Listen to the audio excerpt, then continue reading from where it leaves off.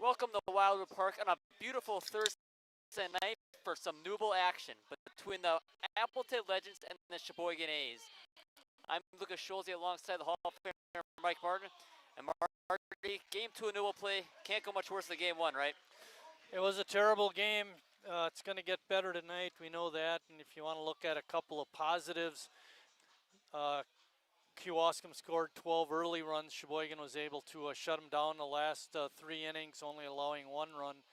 And even though we committed 4 errors in the first inning, we didn't commit any errors the rest of the game. So there are some positives to take out of that. But we do have to play better tonight from the start. Offensively, the A's have struggled recently. What can they do to get the offense going tonight? I think when you get guys on base like Ames, keep playing the aggressive style that they have been, trying to steal bases. The hitters just have to keep watching the ball all the way in and take a good hack at it, and hopefully make some good contact. Hitting streak, but he's your best hitter. You got to get something going from the other guys. Jacob Neese kind of comes to mind for me because he bats fourth, and we'd like to see him get more RBIs. Well, the Appleton Legends are going to have to face Noah Emery on the mound, and tonight their lineup's looking like this. Anthony Wire is the leadoff hitter. He's playing first base. Reed Heitpiss, the all-Newble honorable mention, is hitting second, and he's playing second base. Luke Kroll is the center fielder, and he's hitting third. The cleanup hitter's Alex Ramos, and he is playing third base. The 5-hole hitter Bubba Thompson is playing short. Evan Olson is hitting sixth, and he's behind the plate. The DH is Brady Coons, and he's hitting seventh. Cole Dornfeld is in left, and he is hitting eighth. And rounding out, it's Peyton Just, and he is in right field. Marty, you want to take us through the A's defense? Over at first base is Harry Stelt. Playing second is Lucas Lemons. At third base is Jacob Neese, and the shortstop is George Haas. Out in left field, we have Nick Tenney. In center, Alex Ames. And in right field, Chase Hanselman. The battery is Cal Casper catching and Noah Emery pitching. Anthony Wires is going to be the leadoff batter, the first one to face Noah Emery. Emery did have that one appearance. It was the only road game thus far for Sheboygan. It was at Denmark. He up 6 runs, only 4 of them earned. And Sheboygan's lost to the Denmark Tigers 10-9.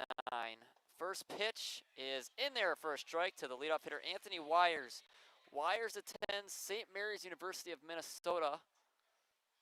Major in finance. Next pitch is in there for a strike. Fun fact about this Appleton lineup, their top 3 hitters all went to high school together at Xavier High School. Interesting. Yeah, a lot of Catholics on that team. Of course, you know what I heard? You don't have to be Catholic to go to a Catholic high school. True. You know what you have to have. Proving the world wrong here. You have to have money. That too. That too. Big part of it. 0-2 pitch now, leadoff hitter Wires. And he swings and misses. Casper will have to get the put out to first base, and he does. Strikeout number 1 on the day comes on the first batter for Noah Emery.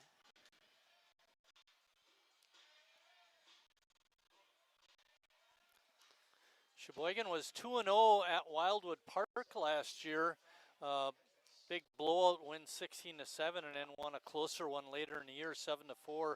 But they also won 2 in Appleton. They finished 4-0 against this team last year. That's a really solid ball club. They start off the season 5-0. Obviously, they haven't played a league opponent yet, but still can't sneeze at a 5-0 start. No. And remember that game last year at Wildwood Park, that long rain delay, and then the offensive explosion. Was that the 5-0 game? Yeah. Reed Heitpiss, the man at the mound. He was an honorable mention selection for the all-Newble team last year. He hits second, goes to Webster University, and he had a solid season in 2026. Hit nearly 360. Pitches shallow center. Lemons calls off his teammate Haas and makes the catch for the second out.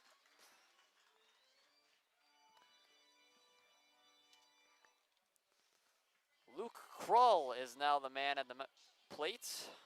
As long as we're talking numbers, Lucas, overall, Sheboygan is 78-49 against the Appleton Legends. Now, over the years, there have been a couple other Appleton teams, but specifically against the Legends were very successful. It's been a solid ball club, though. Can't look past them. Any league opponents can beat you on any given night.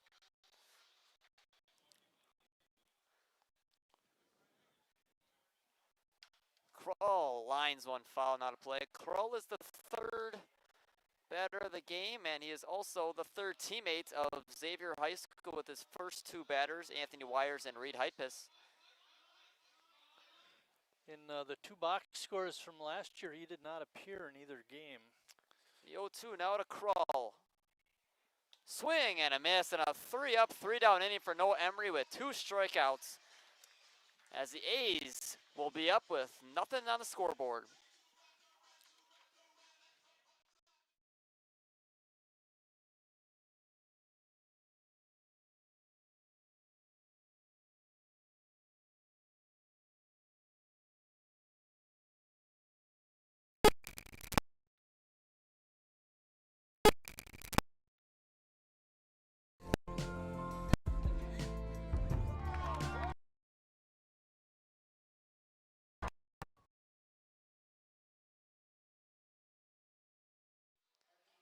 Back for the bottom of the first inning. Sheboygan went 3 up, 3 down on the Appleton Legends in the top half of the inning. Now try to do some damage on the offense that's been dormant recently, trying to get them going in front of this big crowd on this beautiful Thursday night.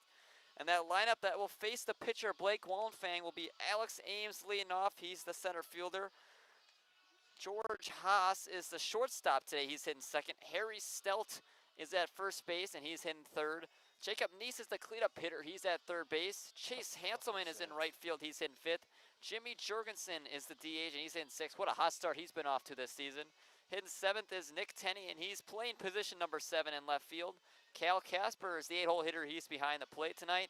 And then Lucas Lemons is hitting ninth, and he's playing second base. Defensively for Appleton, from left to right in the outfield, Cole Dornfield is in left. The center fielder, Luke Krull. And in right field is Peyton Just. Then around the horn on the infield from third to first is Alex Ramos at third. Shortstop is Bubba Thompson.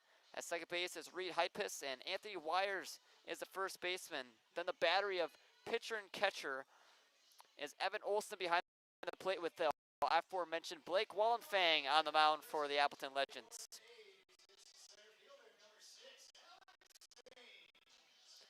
Ames, the man, lead off the on-base machine. He's got an on-base percentage over 500 to start 2026.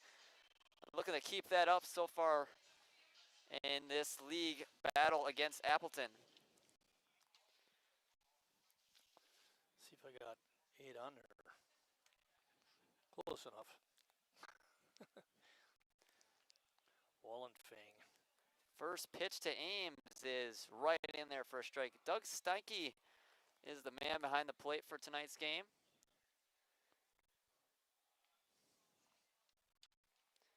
Chris Sisler is the man on the bases. Next pitch to Ames is just outside. Count evens up at 1-1.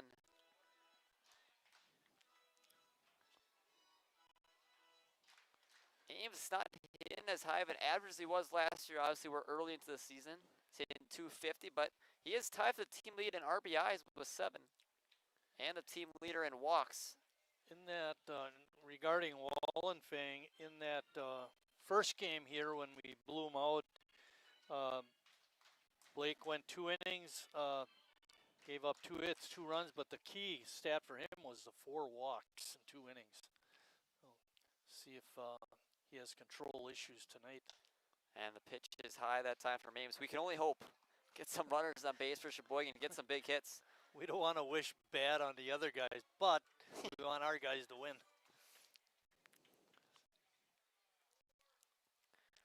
3-1 pitch to Alex Ames is hit on the ground sharply and through for a base hit. Great start to the first inning for Sheboygan. Ames is the leadoff runner on. Brings up George Haas. Haas has been a guy that's been struggling at the plate and in the field. Riley Palmquist not here tonight, but Haas has that versatility to move from second over to short. And the thing that may be a reason why he's struggling to start season is that you go from metal bats in college to wood bats for the A's. It can be a big difference, especially your first time coming to Sheboygan.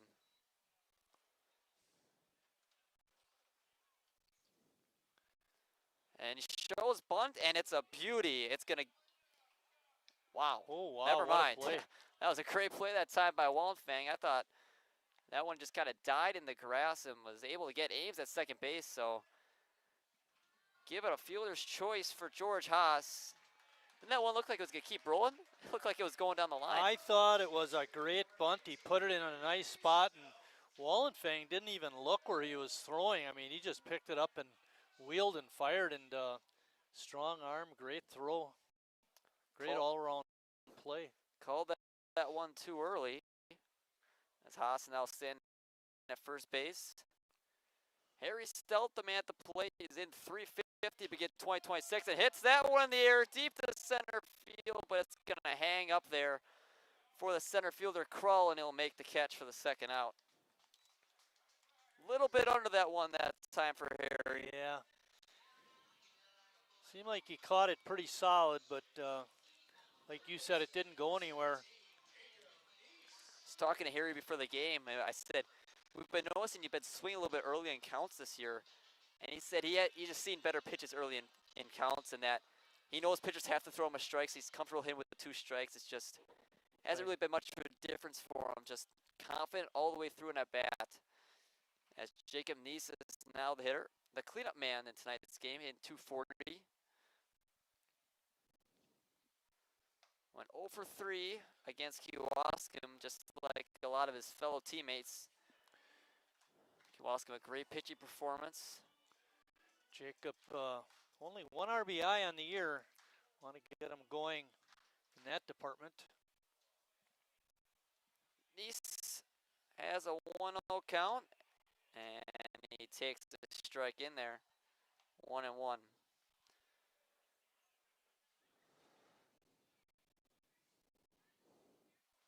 Neese at third base tonight.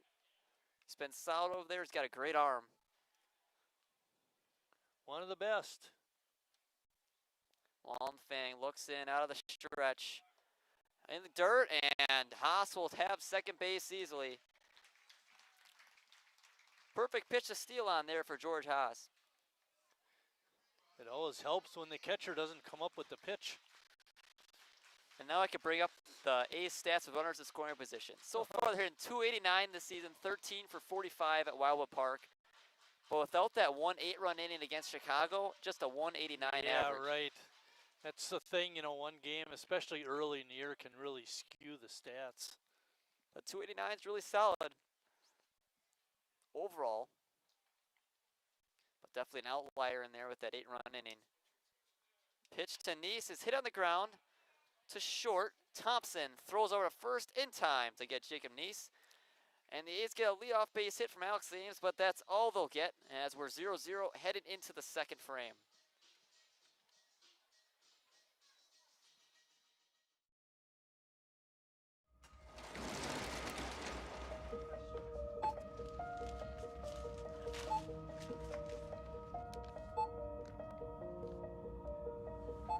Whenever you shop Meijer, you don't just feed yourself or your family. You help support programs like Simply Give that feed our neighbors in need. Thank you.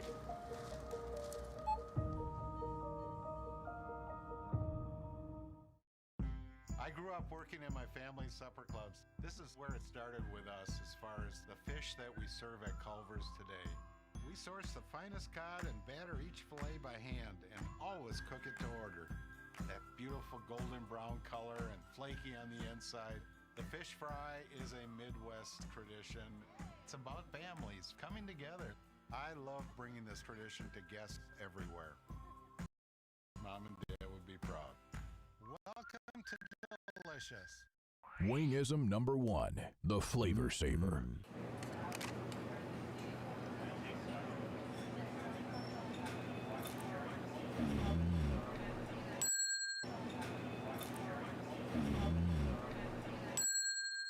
Legend Larry's, the definition of flavor. Wingism number 2, the Joker. Then our dad walked in. Dude, we're done eating. Use a napkin. Serious? Yeah. Are you serious? Yeah, I'm serious. Why so serious? Legend Larry's, the definition of flavor.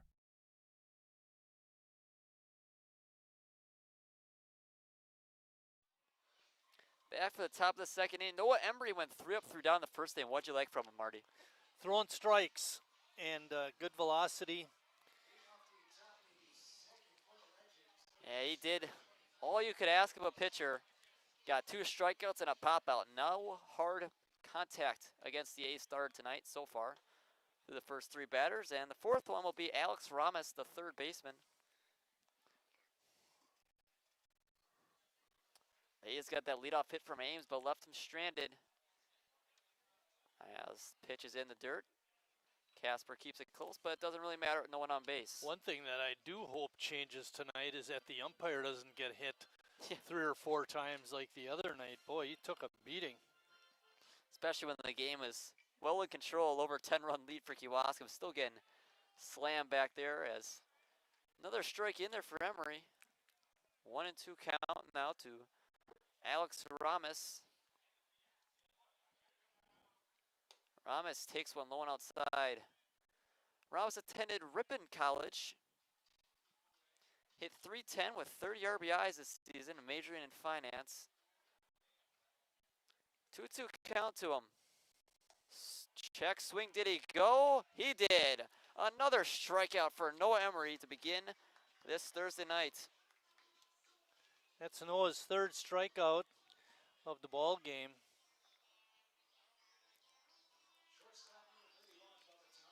Bubba Thompson steps in for Appleton. Shortstop made a nice play to retire Neese to end the first inning. Hopefully Neese can get him back. Has a heavy hack that time from Thompson, and he comes up empty.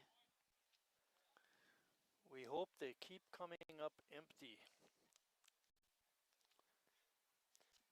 Emory out of the windup to Thompson. Fouls that one back off the screen, and it's 0-2. Thompson looks like to do some damage in this at-bat. We were not able to get any statistical information on Appleton this year, but he looks like he wants to be a home run hitter anyway. Thompson hits one deep to left field, but Tenney is under and he makes the catch, the second out. Right on cue for me. Yeah, got that one just a tad off the end of the bat, and Tenney was there to make the catch. Evan Olson's now the man up for Appleton. 5 up, 5 down thus far for Noah Emory. Hopefully can keep that streak going. Pitch way inside. Olson doesn't even get out of the box. Took that one like a champ.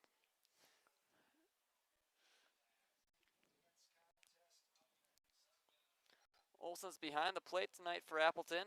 Takes that one in there for a strike. Nice breaking ball by Noah Emory. Olson attends UW Oshkosh. And Better that pitch known is high. as UW 0. Sure. I was gonna say UWO, but I didn't think that's what you were going for. 2-1 now to the UWO attendee, and it takes Keep a strike yourself in out there. of trouble, Lucas. 2-2, 2 outs in the second inning. Deuces wild for Appleton. Pitch from Emory, and it hit Olson. Actually, you Off know the what? glove. That was fouled off. It hit the knob of his bat, I think. Maybe it went off the glove of Casper. Count runs full now.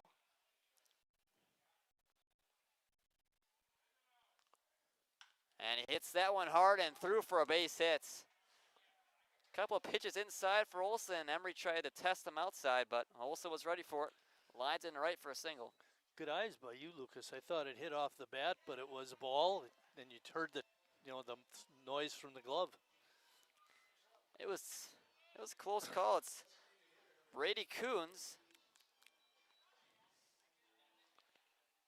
Coons is the DH tonight for Appleton. Takes that one slightly inside for a ball. Emery had retired the first 5 batters, but good swing on it that time by Olson. That pitch is low. Great pick that time by Cal Casper beyond dish.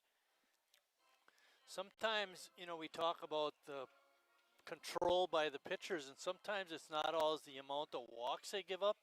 It's the count that they're pitching to, like a 2-0 pitch. Swing, missed that time by Coons. And we were talking sometime today, the Brewers were playing, and Coleman Crowe was on the mound, and he had thrown 17 pitches and only 2 balls. And he'd been getting hit around. And sometimes you could throw too many strikes, as they were saying. It could be to your own detriment, as that ball is taken high by Coons. Well, Emery with a good breaking ball, and Steinke saw it as an outside pitch. Noah Emery wanted it, but didn't get it. Swing and a miss that time by Coons. Full count now again. Back-to-back full counts for Noah Emery.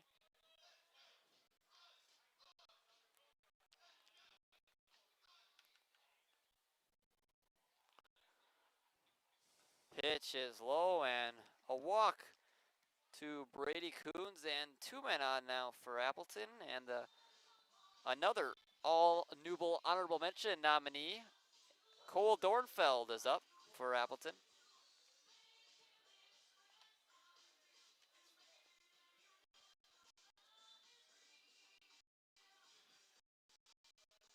Yeah, I see those 2 guys.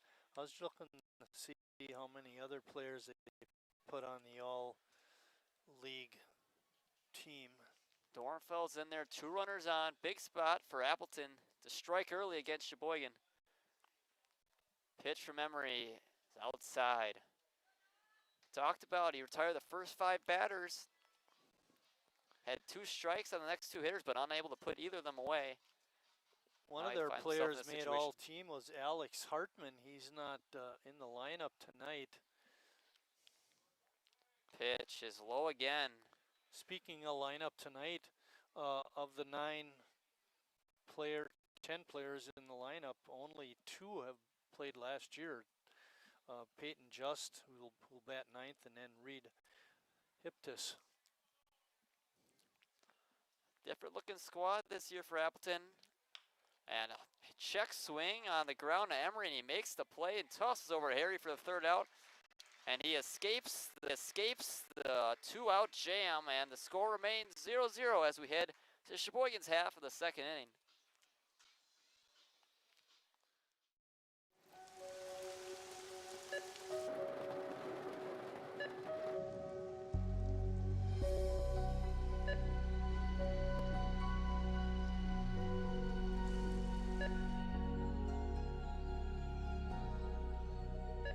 Whenever you shop Meijer, you help support organizations like Hope House Mission and New Hope Shelter that give people around here warmth, shelter, and care. Me spells the great taste of Sheboygan. What does it take to stay in business for 75 years? It's not only featuring USDA choice beef. It's not caring about every single one of our 30 varieties of bratwurst. Nope. After being family owned for 3 generations, we've learned it's about you. At Miesfeld's Market, we give back to the community, and our customers always come first. Since 1941, we've been feeding our neighbors, so come by and see what we've got today. Wingism number 3, the Peter Heater. Oh, so hot.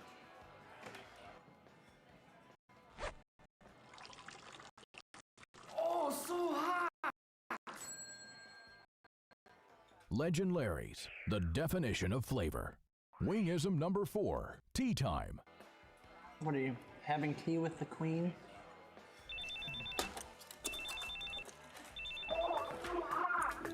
Hello. Nice. Legend Larry's, the definition of flavor.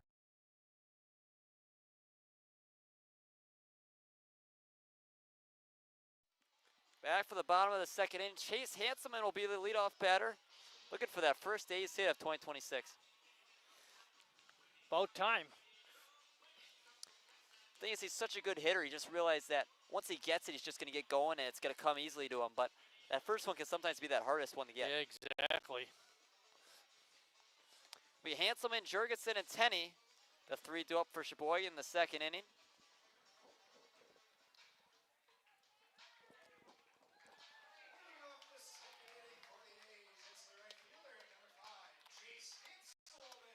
Wallenfang pitched a solid first inning. He gave up 2 base runners, or the 1 base runner, but Haas was the one at second base after Ames was retired on the fielder's choice before Neese grounded out with him in scoring position.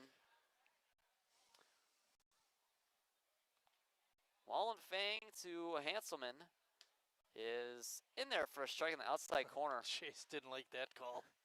Feels like Wallenfang's been attacking that outside part of the plate so far. I'm still impressed by the play he made on that bunt by Haas. Looked destined to be a sacrifice as Hanselman fouls it back. Count is now 0-2 on the A's right fielder. That's another thing, you know, when you're in a bit of a slump, it always seems like you're up to bat with no balls and 2 strikes. Lonely place to be. We know Chase is a good hitter. It's just a matter of time before he gets it going.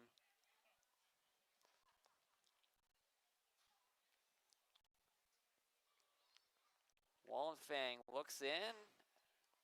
And the pitch is high to Hanselman. Extends the count now to 1-2. Hanselman, like Ramos, attends Ripon College, assuming they're teammates and have some history with each other. 1-2, and Hanselman fouls it away again. Hanselman now a coach for Ripon. Doesn't play anymore for the team. Does that mean if we had players from Ripon, he couldn't play? I think so. I think that's why Gus said it. Yeah, that's why Gus said it. With Gus Walker, is that 2 years ago? That was last year. Last year? You're sure? Hanselman's still in there, 1-2. Hits that one on the ground to Ramos, and it's a fair ball past the outstretched glove of Ramos. Hanselman's on his way to second base. And he'll be in there with a slide. A leadoff double for Chase Hanselman. Feel like Ramos kind of gave up on that ball, thinking it was foul. But Doug Steike made the call. It looked fair to me. Went to the infield side of third base, and then it rolled foul after that. And that's where Ramos made contact with the ball, trying to field it.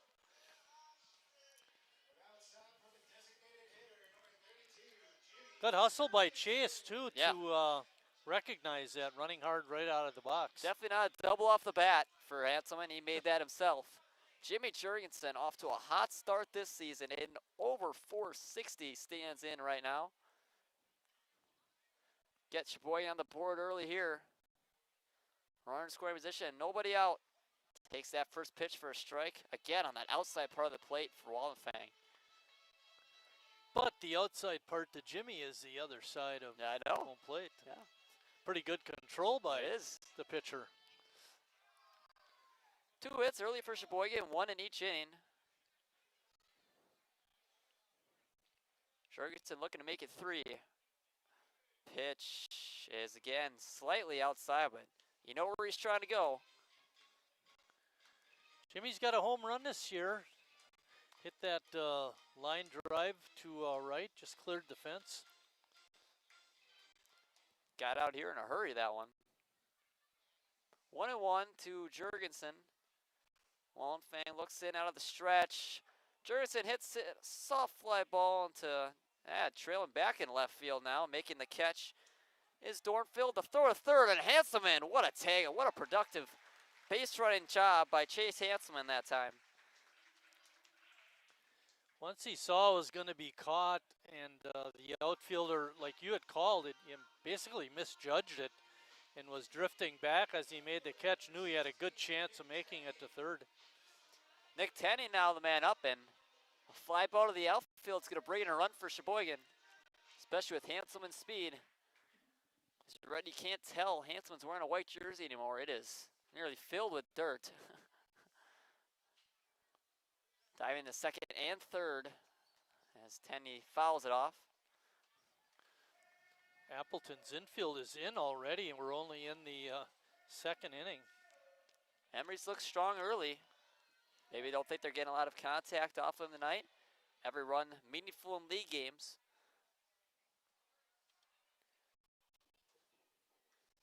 Teddy now with an 0-1 count.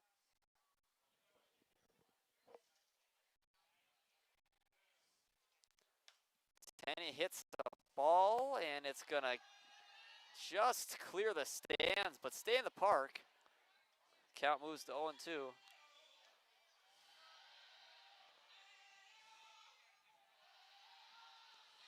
Big spot for Tenney to give Sheboygan an early advantage.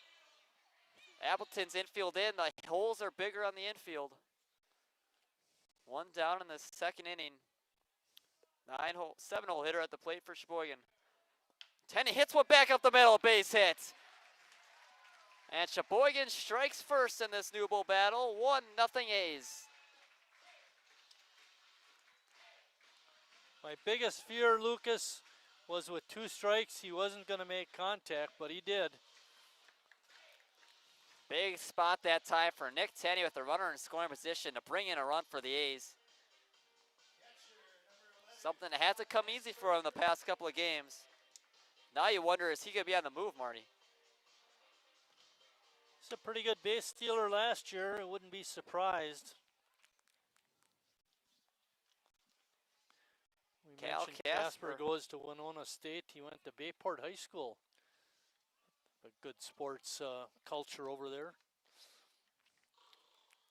He's the man hitting now for Sheboygan.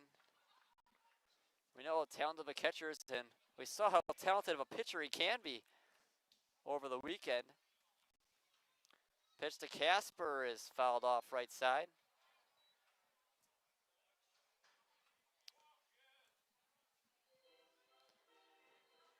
On the Casper. Lucas Lemons is the man on deck. Tenney had 6 stolen bases last year. See if he can get that one in 2026. Another check over by Wildfang, and close play over there, but Tenney gets back in time.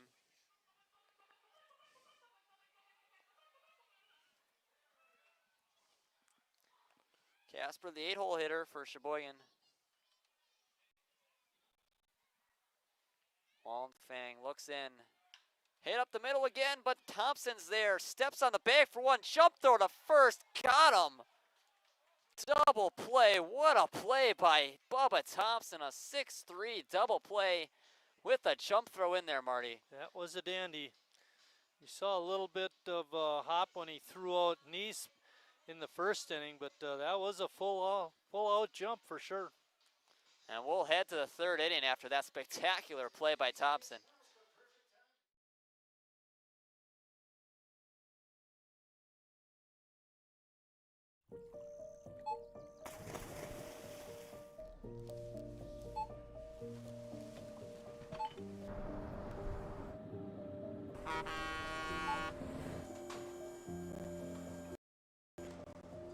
Whenever you shop Meijer, you shop for more than yourself.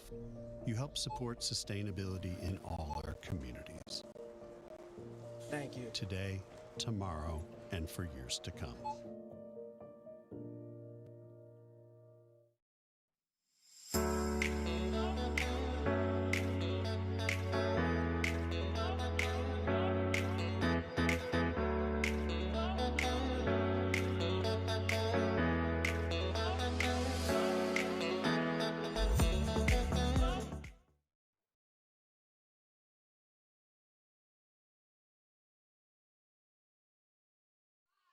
Back for the top of the third inning. Noah Emery has now got a lead to protect in this third inning.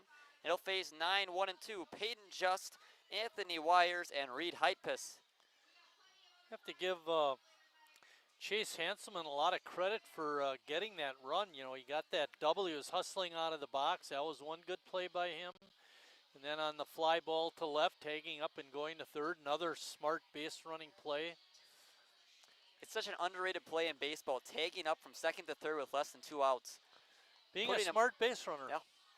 Bringing the infield in with less than 2 outs, and Tenney does his job hitting that base hit up the middle. Manufacturing runs. Great job by Sheboygan in that second inning. Peyton just the man up. Former attendee of Grandview College. Pitch from Emery is a swing and a miss that time by Just. 0-1 to him. Appleton got a hit last inning that was off the bat of Evan Olson. A line drive in right field. Next pitch just outside.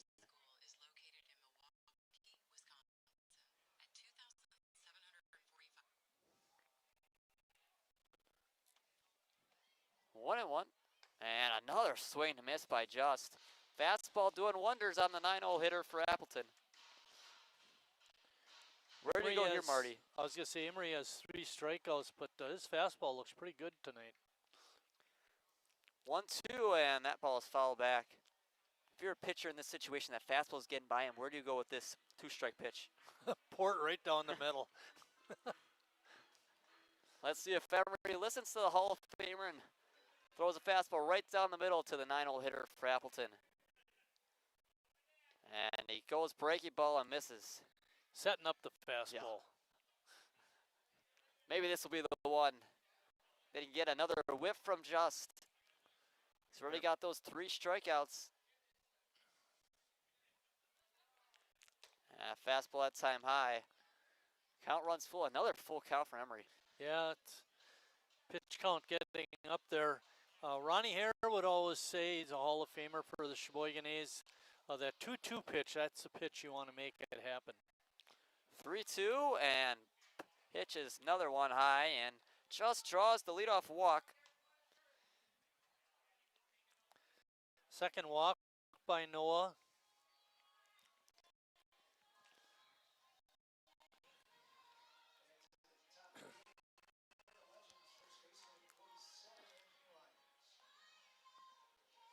Need a bigger eraser. That's why I got this pencil. Anthony Wires, leadoff hitter, shows bunt, pops it up. Casper just can't get there. That would have been an incredible play. Yep, he would have needed a full out dive, and even then he might not have got there.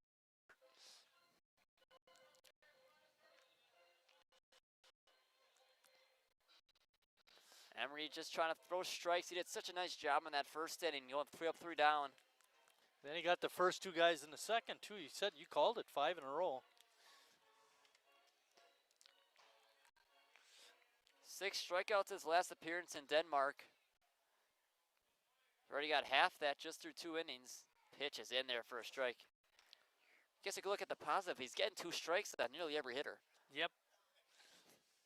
He's got to finish him off. Not a lot of early contact against Emery. Feels like Appleton's just trying to work the count on him. 0-2, runner on first for the Legends. A swing and a miss by Wires. Second strikeout of the day for Wires, and number 4 for Emery. That brings up Reed Heitpiss, who popped out to second base last time up. I'd like to see if we could copy what Appleton did and get a double play here. That would be sweet. 6-4-3, or if George Haas could do it all himself like Thompson did, that'd be special as well. But Heitpiss is the one at the plate, and he takes that one outside for a ball. Last year, he hit a home run, a 2-run shot in the first inning of the first time we faced off. Or pardon me, the second time we faced off with him. Pitch is lined up the middle for a base hit. And Heitpiss is 1 for 2, and a second hit of the day for the Legends, and another 2-man on scenario for Noah Emery to try to escape.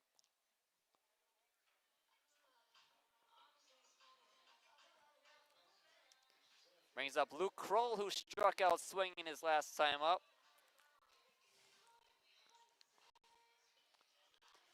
See if Emery can escape another jam like he did in that second inning. But he's got to deal with the heart of this Appleton order. Pitch from Emery is lined in the right center field, and that's going to get in the gap. Around third is Just. He's going to score easily. Around third is Heidpiss, and he's going to score on his way to third is Kroll, and he's got a stand-up triple. Or should have been a stand-up triple, just slid for the effects. And it's 2-1 Appleton. That was a good piece of hitting as an outside pitch, and he went with it and found the gap. Drive in 2. You know, we talked about the good base running by Hanselman, good base running by Just to score, and same with Hiptis. Didn't look like a triple off the bat, but Kroll showed off great speed that time to manifest the triple. Eventually, you know, you keep putting a lot of guys on base, that's going to happen. Ramos is the man up. Infield in for Sheboygan. Pitch is on the outside corner. 0-2. One down. It was Wires who struck out. Runner on third is Kroll. He just tripled. Give Appleton the lead. Soft ground ball to Lemons at second, and the runner, Kroll, will stay at third. Exactly what Emery was looking for on the mound. Except you expected on that soft contact to kind of see Kroll going, you'd think. Not on that because the infield was in. You know, if the infield would have been back, you know, he would have scored easily. And that's why you bring the infield in. You know, it burned Appleton. We got the base hit through the middle, but in this case, it helped us, kept the run from scoring. And now the infield can return to its normal depth as Bubba Thompson hit one hard to left his last time up. He takes a strike. So really shown to be a good defender so far in today's game. I want to keep it out of the way of the shortstop for Appleton. Looked like a Gold Glover last inning. Thompson takes one low. Offense finally got through for Appleton. The second inning, they showed some promise, got those 200s on, but Kroll delivered in this third inning, giving Appleton a 2-1 advantage over the A's. Pitch from Emery is fouled back, and another 2-strike count against the A's pitcher, Noah Emery. Got a nice crowd in the ballpark Very nice tonight. crowd. Midwest Communications night.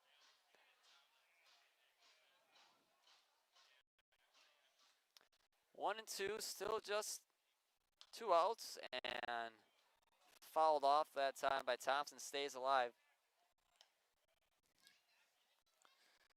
Does it seem like to you they're getting a little better rips at Emery than they were in the first and second inning? Yeah, that second time through the order. It's been a little bit more difficult for Emery. Gave up the walk and the double, or a triple, I should say. Pitch is fouled off again, and Thompson just staying alive.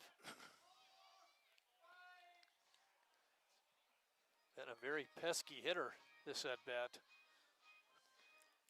He took some heavy hacks in that first at bat that connected, but didn't have enough power to get it out of the ballpark, got off the end of the bat. Ended up in a fly out to Nick Tenney and left. 1 and 2, 2 outs. And Thompson hits one in the right field, but Hanselman moves to his left and makes the catch for the third out. Sheboygan gives up 2 and now find themselves trailing as we head to the bottom of the third, 2-1 Legends.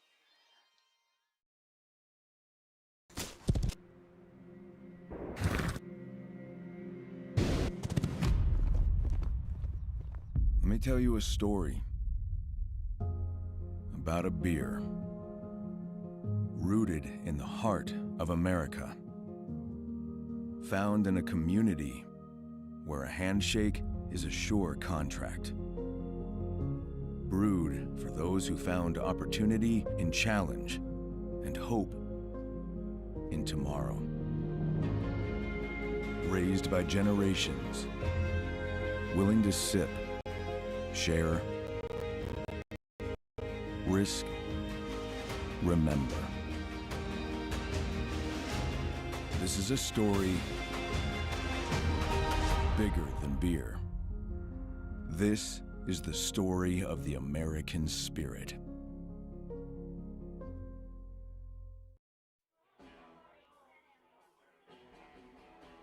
All right, guys, we got teriyaki, honey barbecue, and mild.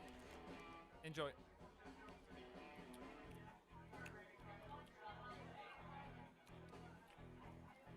All right, DOA wings, hottest on the menu.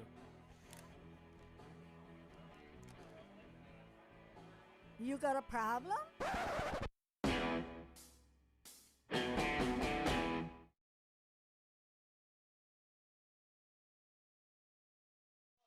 Ready for some bottom of third action here at Wildwood Park. A beautiful Thursday night and a packed ballpark tonight. Wallen Fang back on the mound and gave up a run the last inning, but he's been a tough customer of the past for the A's. That he'll see 9, 1, and 2. Lucas Lemons, Alex Ames, and George Haas.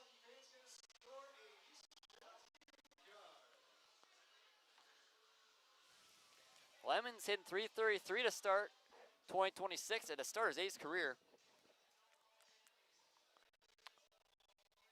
He's the one that's going to step in first against the Legends right-hander. Says on his sheet his favorite position is shortstop. Currently at second base, so he's in the game. Gotta like that. He's got a Marion Mill infield tonight with George Haas at short and Lemons at second. Guess you could say Palmquist at short and Haas at second would still be a Marion Middle infield. But Lemons the man up, the 9-0. Trying to get back to top of the order with the runner on base. Takes that first pitch high for a ball.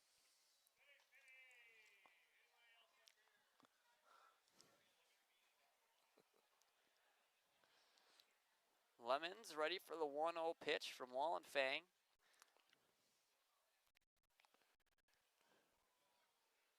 Out of the stretch, and it nearly hit him. Runs inside and runs the count to 2-0. Sheboygan is 1 for 3 with runners in scoring position so far tonight. We mentioned they came in hitting .289 as a team.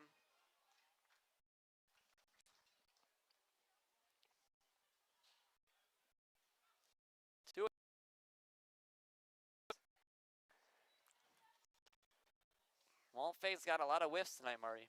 Yes. He's not a real big guy, but been pretty effective. 2-1 now. Lemons trying to hang in there against Wallen Fang. Pitch is in there for a strike. He's got great control, too, of the zone, all parts, especially that outside part of the plate. Yeah, you've been calling that all game, and doesn't matter whether it's a left-handed batter or a right-handed batter. 2-2. The leadoff hitter in the inning, Lucas Lemons.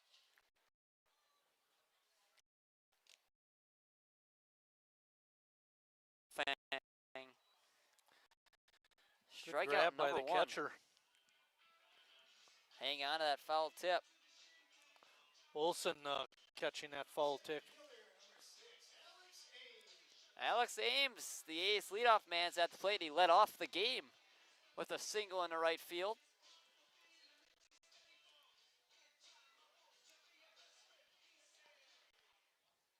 You know, if he gets on base, he's a danger to steal a bag.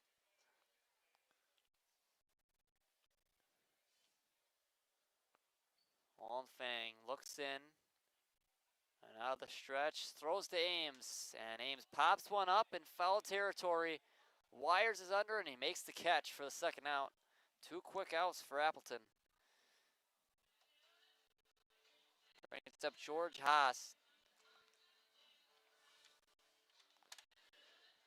Sheboygan has 3 hits in the game, but only 1 run. Appleton only 2 hits, but they have 2 runs, and the difference was that walk that scored in the third, leading off the inning. Yeah. Especially giving up a triple, that's always going to clear the bags. George Haas, the hitter for Sheboygan. And he takes that pitch high. Haas from Coal Valley, Illinois. Still looking to get it going at the plate. He wouldn't be hitting second at Tim Moyer order if you didn't think he could hit. Exactly, right. It's 1-0 now to Haas. Played shortstop tonight, and as we mentioned, Palmquist not in the lineup for Sheboygan.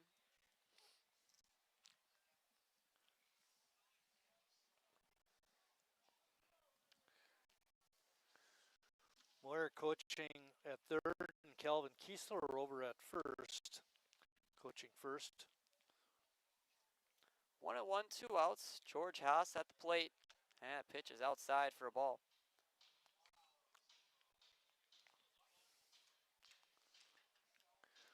Waiting on deck. Harry Stelt, always a threat, no matter who's on base or how many outs there are in an inning. Pitch to Haas is outside again. The wind too, like love to get Harry up quickly. The wind is blowing out to left. Yeah, maybe Thompson would have hit us a little further if the wind was blowing that way when he was up in that first inning. 3-1 count to Haas. Great base stealer as well. Takes pitch inside for ball 4. And now you wonder how many pitches that take for him to steal a bag.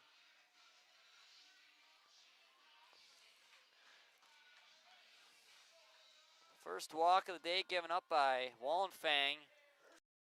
That brings up Harry Stelt. Stelt hit one hard to center his first time up,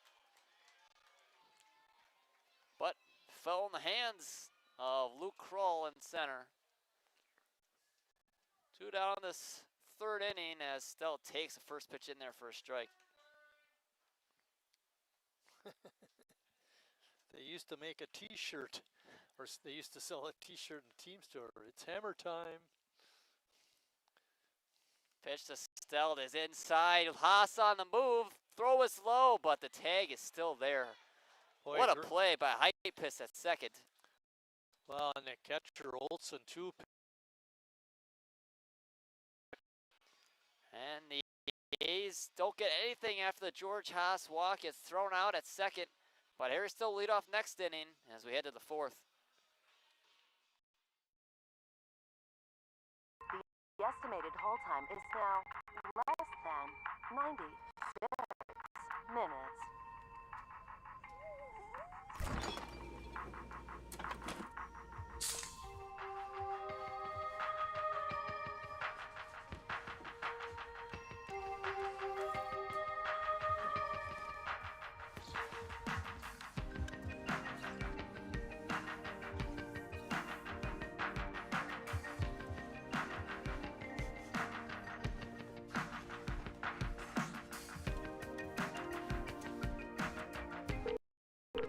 We thank you for your patience.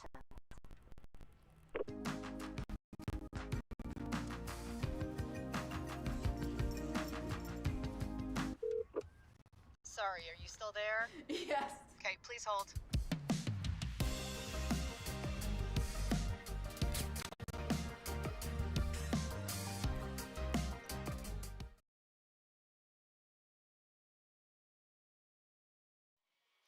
Noah Emery still the man on the mound for the 4th inning against the Appleton Legends.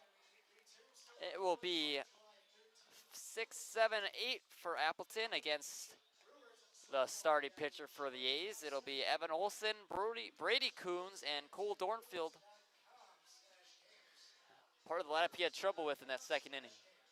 Yeah, I was going to say with Olson up, I'll mention it again. He made a great scoop behind home plate on a pitch in the dirt and was able to get a throw down there quickly. It wasn't a real accurate throw, but it was quick enough to get the base stealer. Pop time is so important when it comes to catchers as a soft fly ball, but under it is Lemons for the first out.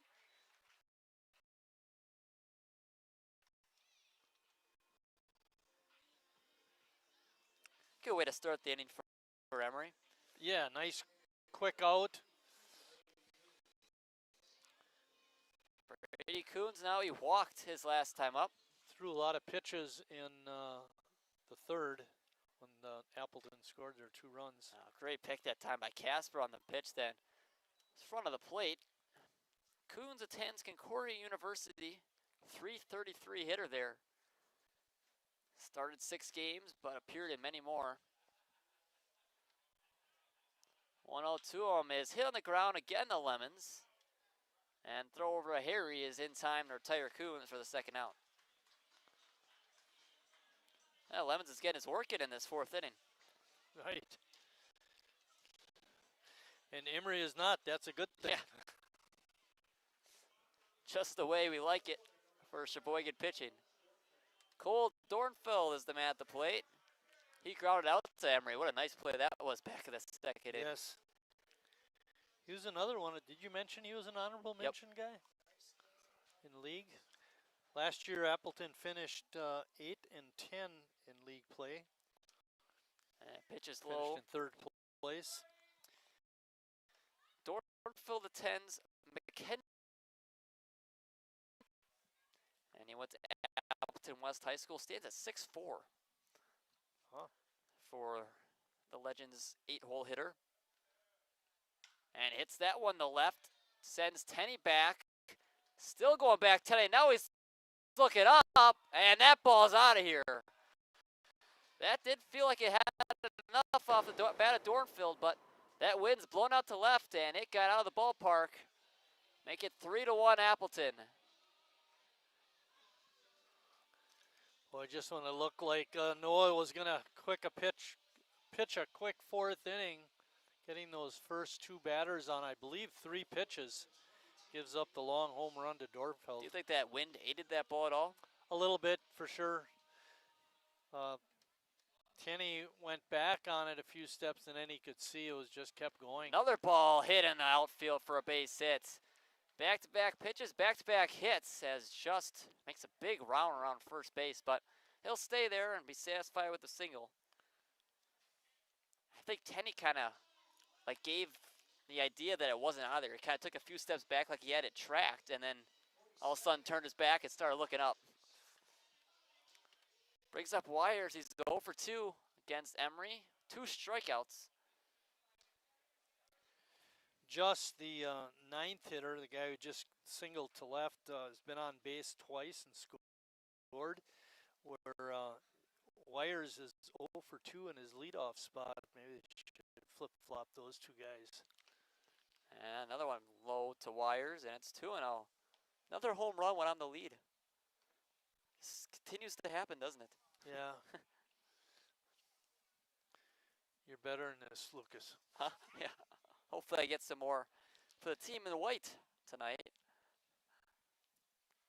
2-0 to the Legends leadoff hitter, Anthony Wires. He takes pitch in there for a strike. His first 2 retired. Same thing happened in that 2nd inning. And didn't give up a run that inning, but gave up 2 more base runners. Hopefully Emery can get out of it with just a 1 run. Pickoff move to first is not in time. 2-1 on Wires. Mentioned Emery has 1 start so far this year. He pitched in Denmark. The only A's road game as that ball is hit on the ground. The Lemons looking to be a 3 put-out inning for Lucas Lemons, and makes the play to Harry at first, and a 1 run for Appleton off the home run by Cole Dornfeld to left. Moves Appleton lead to 3-1 as we head to the bottom half of the 4th inning.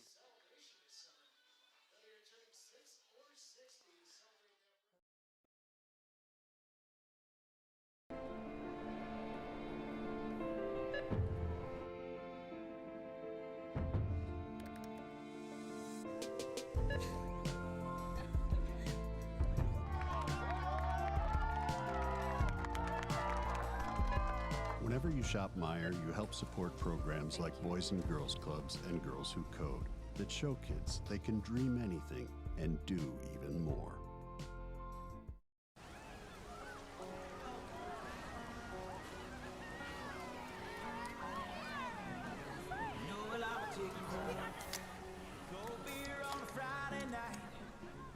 Jeans that fit just right, and the radio.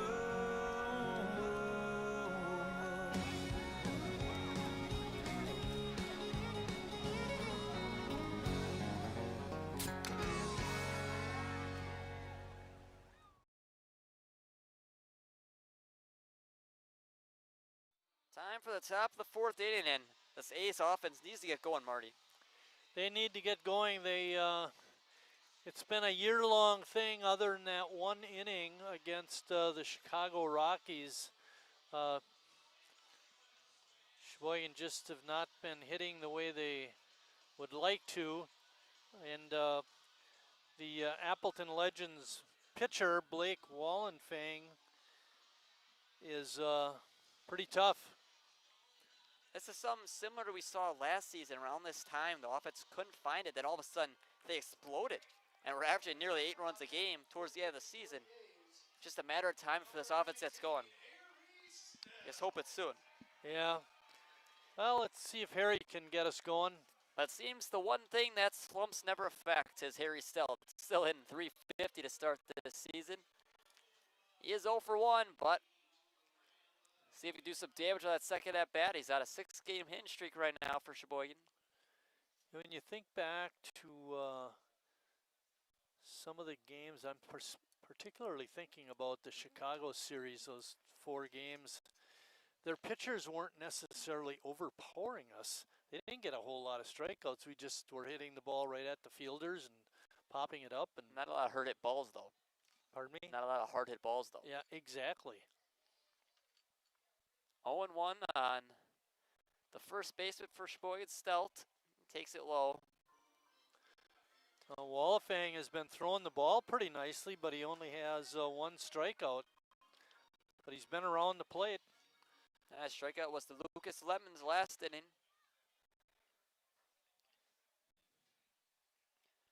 1-1 to Stelt. Takes it outside. 2-1. Thing about Harry, he's just such a complete hitter. He's got great plate discipline, got great power, and he goes to all fields with the bat. Makes him so dangerous in the Sheboygan lineup. You'd like to see him hit with runners on, though. 2-1 to Stelt. Swing and a miss. Good pitch that time by Wallenfang. Had Stelt fooled.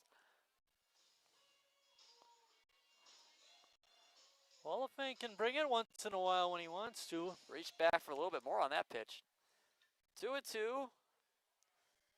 Wallenfang looks in. That wind's still blowing out to left. Harry could get under one. And fouls it back. Harry tied for the team lead in RBIs with 7. Tied with the leadoff man names. Working on the streak too. Wants to keep that going. 2-2. Again, Wallenfang looks in, trying to put away Stelt. Stelt hits one to center field. Going back, Krull to the track, to the wall, off his glove. Stelt around first, on his way to second. And it will be a late and Harry Stelt with a stand-up double. Almost a center field home run. Second time he's gone to that part of the field. This time, Krull couldn't make the catch. Good effort by Krull, too. Extend that hitting streak to 7 for Harry Stelt, and the A's are in business in the 4th. Oh, that's leading the team.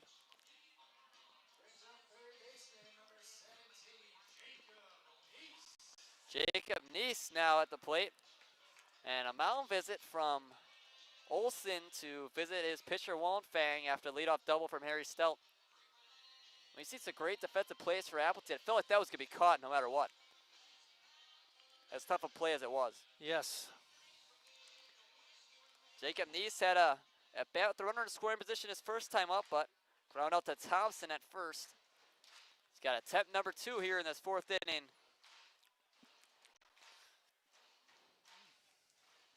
This crowd just waiting to have something to cheer about. Harry now has 762 base hits in his Sheboygan A's career. He's in 3rd place on the all-time list. Gene Mand is 1st and Randy Wilkie 2nd. It's going to be tough for Stelt to take that first spot despite having so many hits. 761 hits. It's crazy. He's a certain A's Hall of Famer. First ballot as they come. 0-1 to Jacob Neese. Stelt staying on second, just had a double. Nearly got out of the park as Neese takes high. Need a big hit from Neese here. Yes, and a good take by Jacob. Sometimes it's very hard to lay off that high, hard one, but he was able to do it that time. 1-1 on Jacob Neese, the Elkhart Lake native. Hits that one to left field, but coming in on it is the left fielder Dornfield to make the catch for the first out. And he slams the bat in frustration. Want to do more with that at bat. Oh, for sure. Brings up Chase Hanselman, who had a double his last time up. Yeah, he hit that one right down the third base side. Ramos tried to make a play on it, but couldn't get it. It rolled out into short left field in foul territory, and Hanselman just kept running. Made it into a double. Hanselman, we know, has got a little bit of power in that bat, too. He's had a few home runs in his time with the A's. Nice to lift one over the wall here, tie this ball game up. Takes that one high. Got the right part of the order up for this. Harry on second. Jurgensen, the one on deck. Probably the most powerful hitter in this A's lineup. Sheboygan with 4 hits thus far. Appleton already also with 4 hits. 1-0 to Hanselman, takes it in there for a strike. 1-1. Chase got his first hit of the season on that double down third base line that Marty was talking about. See if he can make it his second hit of the season in the same game as well. In the matter of 2 at-bats. Pitch to Hanselman, it's lined up the middle. That's going to get down for a base hit. Kroll's going to get it in quickly and hold still at third, but another base hit for Chase Hanselman. Like we were saying, it was just a matter of time. That was a hard hit ball. Sometimes you just need that first hit to get yourself going. Runners on first and third now for Sheboygan for Jimmy Jurgensen. One thing you hope for Jimmy is that he's not trying too hard to hit a home run here. Yeah, just get that run home. Don't hit into a double play. We know Thompson can turn him at short. Try to stay out of his way. Jimmy hits the ball hard, and sometimes you hit it right to the fielder. So, not a good thing for us. Big spot here for Sheboygan. 2 of 3 batters have reached on hits as Jurgensen swings and fouls behind the plate. Jimmy saw first pitch that was one he wanted, and he swung at it. Just couldn't get it squared up. Dornfield hit a home run in the top half of the 4th inning. Stelt nearly hit a home run in this bottom half of the 4th. Fans getting going here in this bottom half of the 4th inning, sensing a rally here from their hometown A's. See if Jurgensen could deliver. He's had some big moments in his A's career, especially that grand slam last season against West Dallas. 0-1 pitch to him. Pitch is high and off the glove of Olsen. Stelt's on his way home. Olsen can't fight it. He'll score easily. On his way to third is Hanselman. Throws over his head. Hanselman's on his way home. Dornfield to throw in. Cut off. It's tied up at 3. Not the way we thought we'd get the runs, but we'll take it any way we can get it.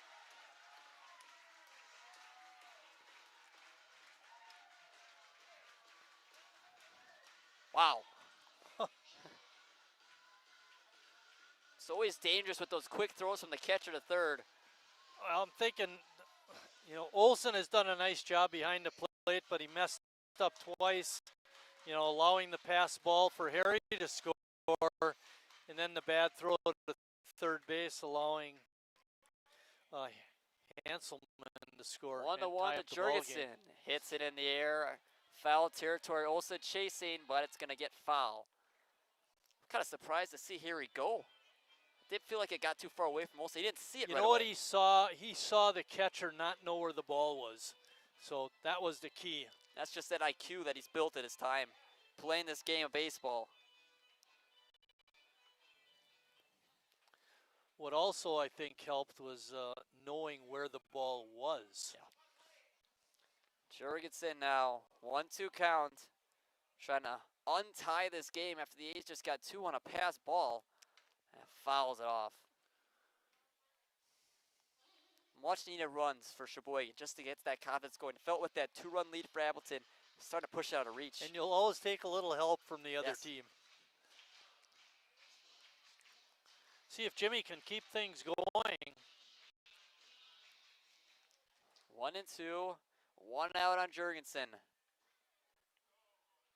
Pitch is inside. And Ooh, it just missed him. he's working a great at bat right now. Yes.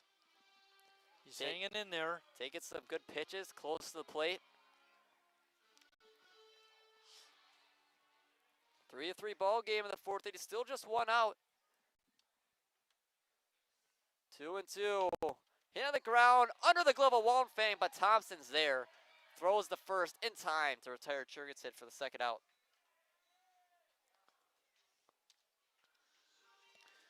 Good play again by Bubba Thompson.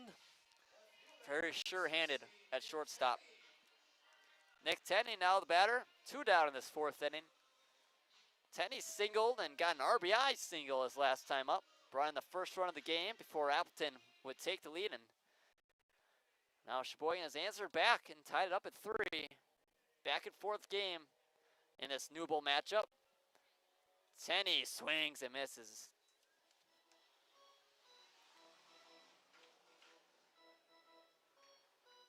Got that crowd going on that pass ball. Yeah, that was something to get excited about.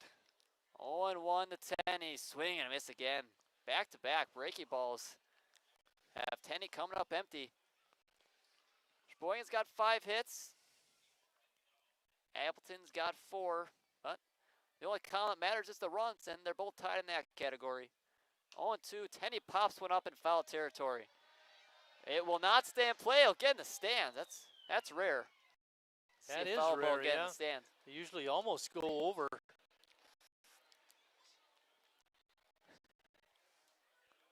They do.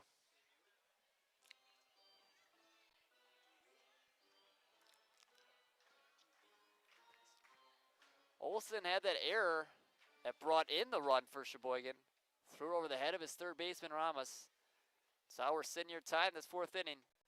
And Teddy takes a breaking ball right down the middle. Great pitch by Wallenfang.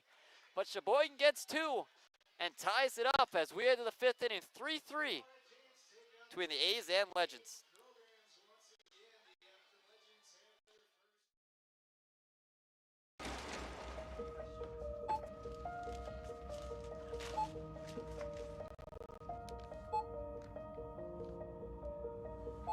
Whenever you shop Meijer, you don't just feed yourself or your family. You help support programs like Simply Give that feed our neighbors in need. Thank you.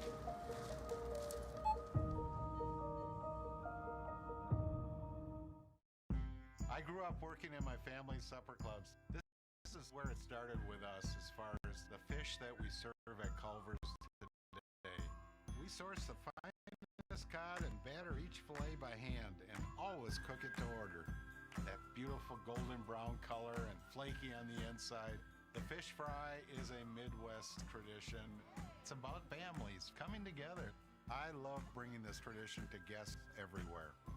Mom and Dad would be proud. Welcome to Delicious.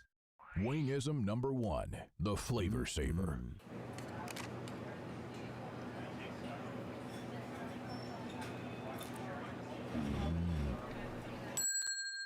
Legend Larry's, the definition of flavor. Wingism number 2, the Joker. Then her dad walked in. Dude, we're done eating. Use a napkin. You serious? Yeah. Are you serious? Yeah, I'm serious. Why so serious? Legend Larry's, the definition of flavor. Back after a hectic bottom of the fourth inning that finds ourselves tied at 3. It'll be Noah Emery to face 2, 3, and 4 for Appleton. Reed Hypis, Luke Kroll, and Alex Ramus are the 3 due up for the Legends. Given the circumstances for the Legends pitcher, Wallenfang, he did a nice job finishing out the inning, getting a ground ball and then a strikeout. Especially with the crowd now behind the A's after they got those 2 runs to retire a power hitter like Jurgensen. Big momentum shift for the Legends. Hypis steps in there, ready to begin action in this 5th inning. Back at 4th type of game, Marty. Yes. Emery, try to keep it right where it is. Throw his first pitch in there for a strike. Hypis is 1 for 2 with a pop out and a single. Swing and a miss. Good breaking ball that time by Emery. What a difference it makes when Noah's throwing strikes. Keeps the Appleton hitters off balance. Especially doesn't go deep in the counts like he has been. There are a lot of pitches as Hypis to the foul territory. Chase it after its handsome bit, but it's going to get down foul. Sisler on the call there. Base umpire in tonight's game. Still 0-2 on the number 2 hitter in Appleton's lineup. Goes to Webster University. 37 RBIs. Good thing he's hitting with no one on base. Right. To start this 5th inning. 9 home runs, so definitely a power hitter. Probably is why he was all Newble last year. Fouls it back.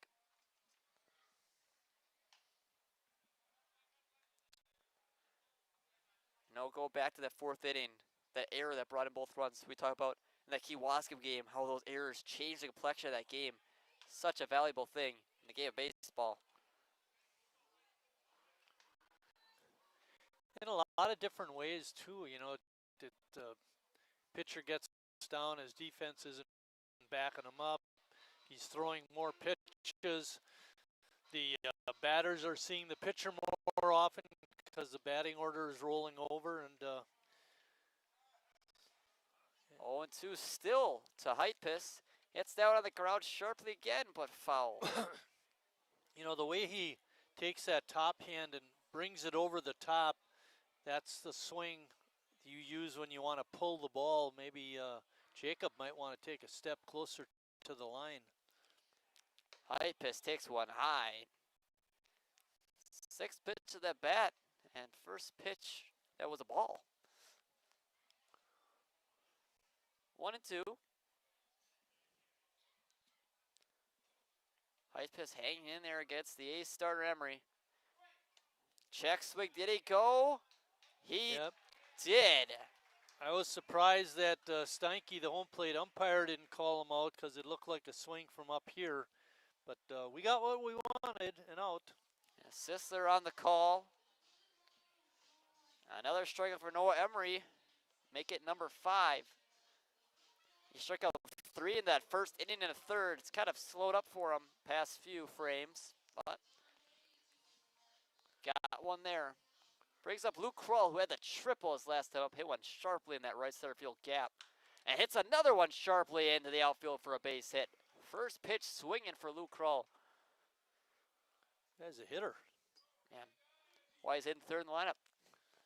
You know, and you look at, he had that triple and what looked like was a sure double. We didn't expect him to go to 3rd, but you know, when you think about, when you process it, he hit the ball hard. He's playing in center field, so he probably does have real good speed, and he certainly showed that. And I have to wonder if he's going to try to steal a bag here. We know Casper's got a great arm. Speed versus power. If Kroll does decide to go, as that ball's fouled off by Ramus.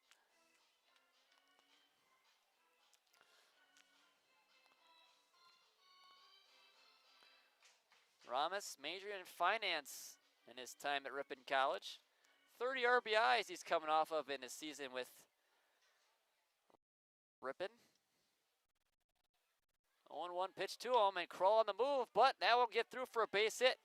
Perfectly executed hit and run. Don't think it was planned, but it worked that way as Ramos gets hit. Back-to-back hits for Appleton. Good hustle by Tenney to keep Kroll at second base. Usually on those hit and run plays, when you get a base hit, the runner's going to third. Kroll slips and falls. The throw to second is What's the call? not in time. I didn't see a call by Sisler. Assume he's safe. Kroll was trying to get his lead and slipped and fell at second base. Do not see that very often. Oh. Bubba Thompson now the man up. 2 runners on again for this Appleton team. I feel like they've been having every at-bat with runners in scoring position tonight. Thompson takes one inside. You know, one of the things we talked about at the beginning was the A's batters, when they get on base, putting pressure on the defense. That's what Appleton is doing to us now. Can wear down a defense and a pitching staff that way, constantly having runners on base. Can mess with the mental side of things. And Casper thinks about backpicking Kroll at second. Hopefully he slips again as that pitch was in there for a strike. Makes our pitchers always throw pressure pitches, you know, with guys on base, especially when they're in scoring position. 1-1, still a tie game, but 2 runners on for Appleton. Kroll the one at second, and Ramos the runner at third. 1-1 to Thompson, hits one sharply on the ground, off the glove of Haas and in the left field. Kroll's going to come around and score, and surely an E6 on George Haas as Appleton takes the lead right back in the 5th inning. It was Good sharply hustle hit. by Kroll to score too. Looked like a tailor-made double play ball. Sharply hit, but you'd have to assume it'd be a routine play. Those are the ones that hurt in a game like this. As it'll be Evan Olsen at the plate, and it takes a strike.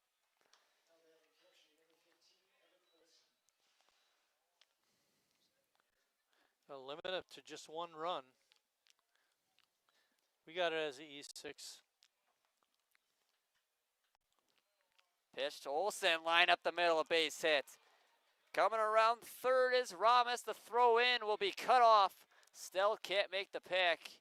And advancing to third on the play is Bubba Thompson, and more base runners for Appleton as they extend their lead 5-3 now.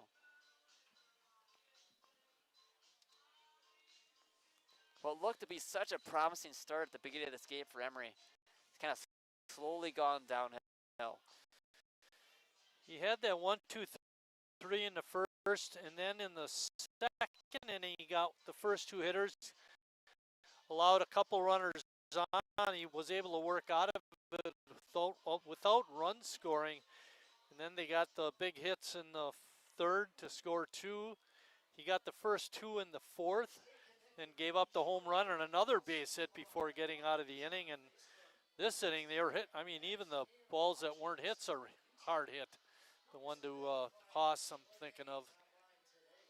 Yeah, Emory could have gotten that double play, but again, a very hard hit ball still. Appleton scored in the last 3 innings now. You know, and sometimes when that happens, you know, where your defense doesn't pick you up, you still got to, as a pitcher, you know, go after them and try to maybe get a strikeout or get them to make out. Brody Coons up again with 2 runners on base. Third and first. Thompson at third, and Evan Olsen, the man who just lined up the middle for a base hit, is at first. Coons at the plate. A double play would be nice here. Just 1 pitch away from getting out of it for Emory. As Coons hits one foul, left side, chase after Tenney, but he'll run out of room. It's into the A's bullpen area for strike 1. Been a lot of offense so far in this Newble battle. 7 hits for Appleton and 5 runs, and 6 hits for the A's and 3 runs. We mentioned earlier last year the Legends did not have a good year, especially in the league. They only finished 8 and 10. Only 2 players, at least tonight, are playing in the game that played last year, and so they've made a lot of changes, and it's paid off for them. Feels like so far that this new bowl will be a very strong league. Yes, yes. Well, we saw it from Kewaskum on Be interesting Tuesday. to see Kewaskum and Appleton play one another. Saw Kewaskum on Tuesday, and they blew out Sheboygan from the very beginning. And they have 5-0 Appleton teams. Got the lead on them in the 5th inning as Coons fouls back. How much longer do you run with Emery? You think you could get 6 innings out of him, or? I don't know. I mean, Tim's got to measure, if he can get an out or not, because they're hitting the ball hard. They've hit the ball hard off of Noah the last couple of innings, and Tim needs to get somebody ready. 1-2, the pitch is in there, called strike 3. Second out of the inning comes on a Brady Coons strikeout. Strikeout number 6 for Noah Emery. It looked to me like Coons adjusted towards home plate and actually had his hands over the strike. Great pitch right underneath the fists. Cole Dornfeld, the man who hit a bomb to left field last time up, trying to keep him in the ballpark in this 5th inning. Third time around the order always seems to be the trouble area for pitchers. And this is his 3rd time seeing Dornfeld. Olson does not look to be stealing from first, but he is the catcher. We don't know what kind of speed he has. Maybe do that pickoff play the A's have tried before. Pitch is in there from Emery, 0-2. Good job by Cal on that last pitch to frame it. Get it in the strike zone. Trying to keep this lead where it is Noah Emery. 2 runners on base. Runner on third. 2-run lead for Appleton. The pitch is hit foul. Noah does have 6 strikeouts. Nice to see him get his 7th right here. He had 6 strikeouts, as we mentioned, in that Denmark start. The A's only road game to this point. He's got Dornfeld in an 0-2 hole. 8 hits for the Legends.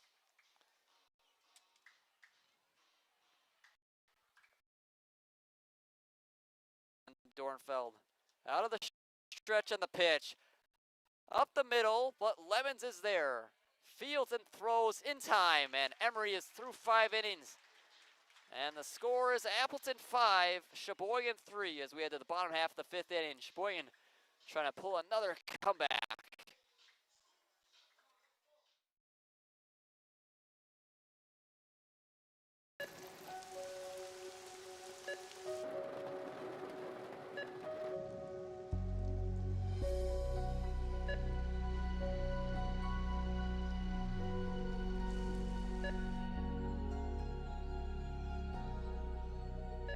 Whenever you shop Meijer, you help support organizations like Hope House Mission and New Hope Shelter that give people around here warmth, shelter, and care.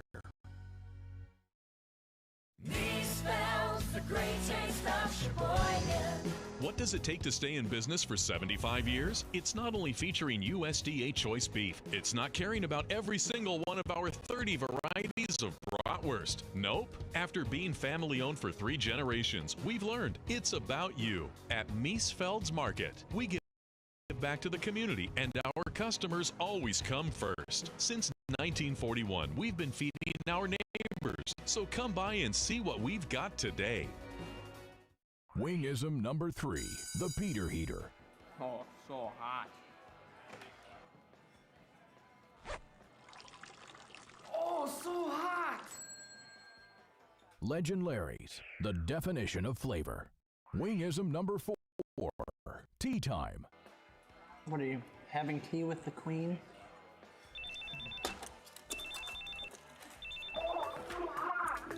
Hello. Nice. Legend Larry's, the definition of flavor.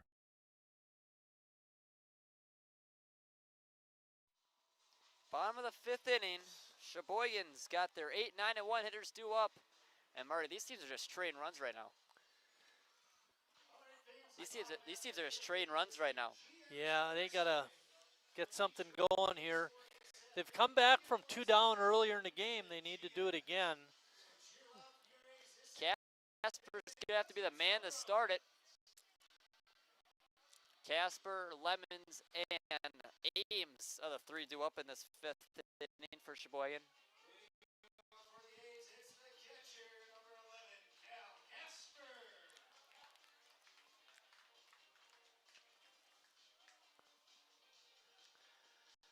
Casper hitting an even 200.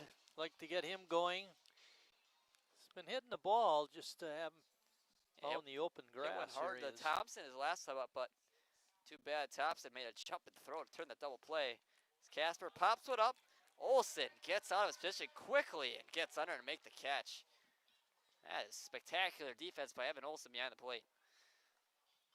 He got up right away. I was going to say, like a flash. You called it. Good call. Lucas Lemons now the hitter. After Casper's gone on 1 pitch.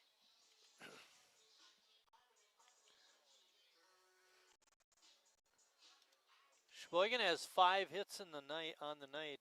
They had 2 in the 2nd and 2 in the 4th. Hopefully they can string some hits together to the rest of this inning. Lemons takes a strike. Numbers high. Lucas has done a nice job at second base. Made all the plays. Yeah, he's been busy over there. Ended that last inning on a ground out. As Lemons takes one just outside. 1-on-1. It's been a solid hitter for Sheboygan, hitting even 300, 3 for 10 on the young 2026 season. Part of that Marion University middle infield in tonight's game. Takes pitch in there. Great breaking ball by Wallenfang. 1-2, 1 out. The 9-hole hitter in the lineup for Sheboygan. Lucas Lemons is the batter. That wind's still blowing out to left. He can get under one. Cut this to a 1-run game. Lemons swings and misses. Another great breaking ball by Wallenfang.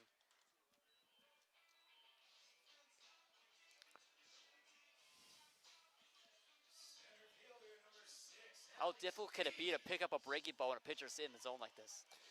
It can be tough, and actually it's a good time of the night to be hitting. I mean, it's dark enough out. You're not the gray skies. Alex Ames is the batter. Trying to start a 2-out rally. It's just been pretty tough tonight. Sure has. You said last time we went those 2 innings for the Appleton to after Sheboygan really had that offense going that night. Only gave up 2 runs. Our next broadcast will be on Saturday when Addison comes to town for a doubleheader. First game is scheduled to start at 5 o'clock. And then we play them again in a doubleheader on Sunday with a 2 o'clock start that day. Ames takes one just inside. That's a loaded week of June on the weekend. June on the weekends. There we go. Loaded week of games, weekend games in June. 3 out of the 4 weekends we're playing multiple games. 2, 4, 6, 8, 10 home games, 4 dates, and then they finish that second last weekend with a doubleheader at Kenosha, doubleheader. So they play Kenosha on the 20th, a doubleheader here, and then they go to Kenosha on Sunday the 21st. And A's won't play their second road game until June 10th. 1-2 on Alex Ames. Ames swings and misses. Another strikeout for Blake Wallenfang. He gets out of another inning. We into the 6th inning now. Appleton is the ones on top, 5-3.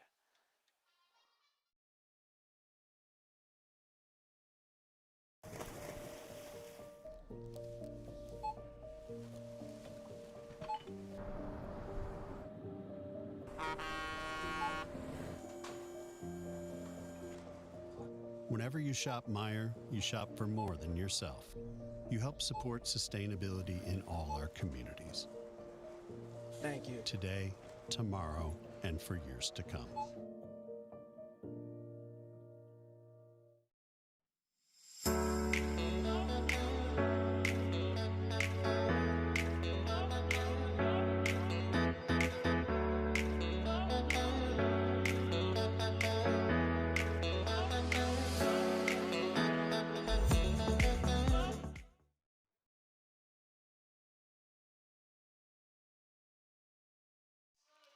Noah Emery still on the mound in the 6th inning for Sheboygan.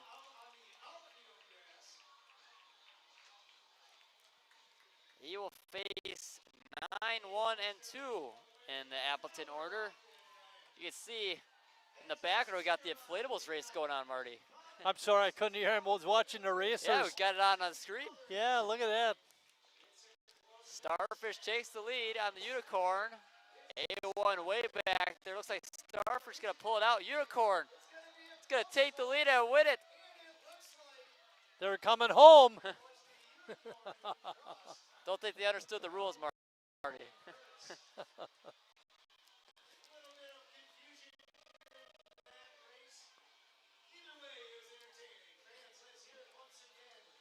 But back to some baseball now.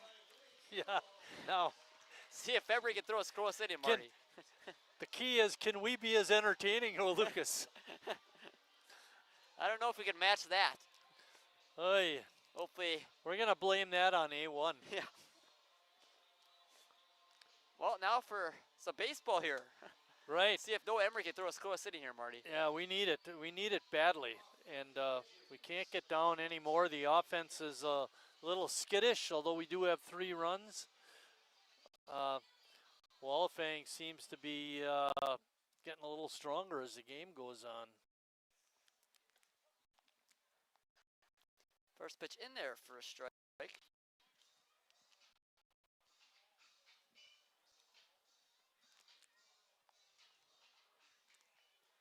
0-1 as Emery misses wide. Are you a little bit surprised to see Emery come back out for the 6th inning? Not really, because he finished pretty strong.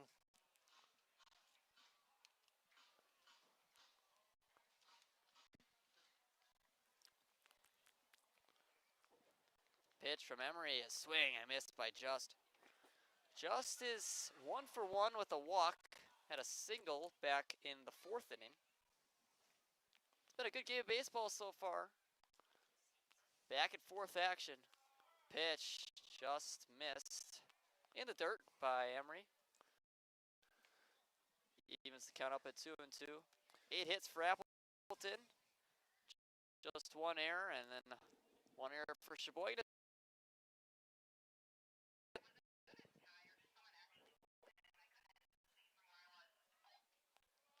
Two and two as Just hits one on the ground to Lemons at second.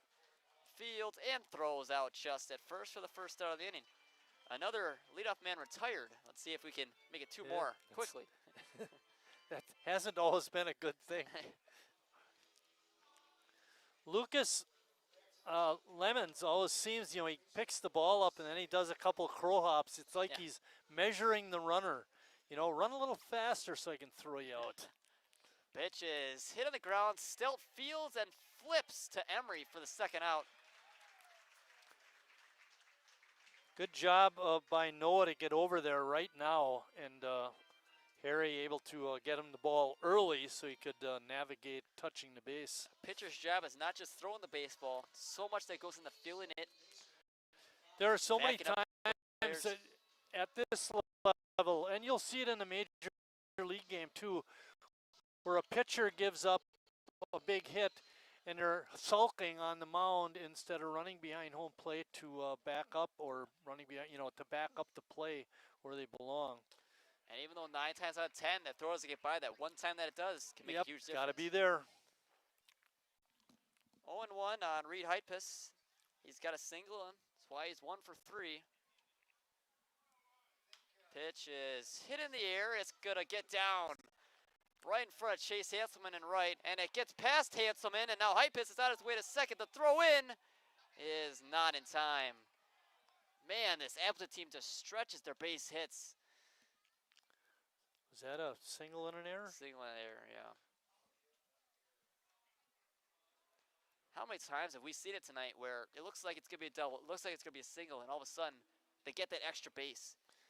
They're hustling, and that's what you got to do if you want to be a good team. Luke Kroll has done some damage tonight, especially early in counts against Emery. Swing and a miss. Look at it do more damage on that first pitch. And seeing a pitcher for the 4th time, that could be dangerous, especially for a player who's been hot. And, well, Kroll struck out the first time, like you said. Now he's gotten 2 hits in a row. And he's facing Emery with a man in scoring position.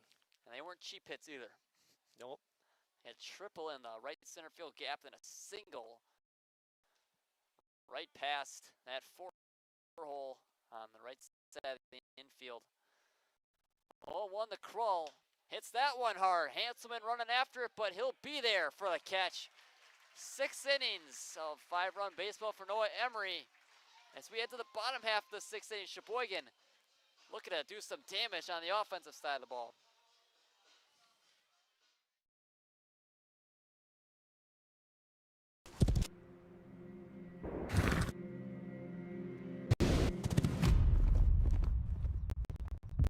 Let me tell you a story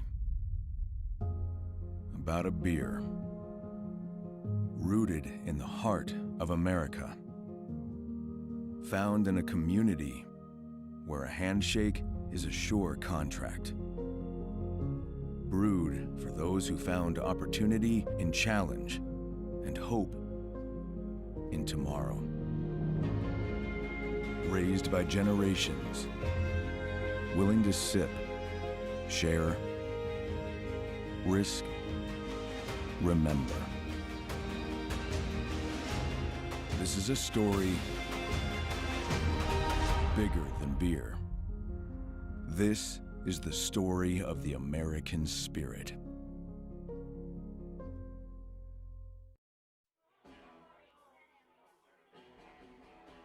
All right, guys, we got teriyaki, honey barbecue, and mild. Enjoy.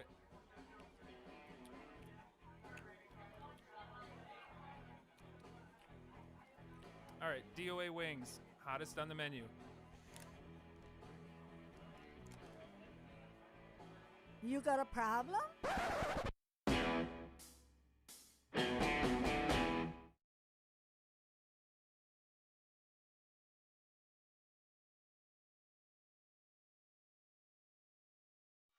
We're back for the bottom of the 6th inning. 2, 3, and 4, the heart of the Sheboygan lineup. And they need to get some runs, Marty. Should we ask the same trivia question on live stream that they do here in the ballpark? Yeah, give it a go. All right. Who experimented with shorts in a major league game? Was it the White Sox, George the Haas, Oakland the leadoff A's, hitter for Sheboygan. or the Minnesota Twins? I didn't know that one coming in. Did you know that one, Marty? I knew that one. You knew that one? 1978. He even knew the year. I know. Hey, CJ, what if you'd have got the answer right but the year wrong? What happens if he answered the said White Sox right, but he gave the wrong year? Would you still give it to him?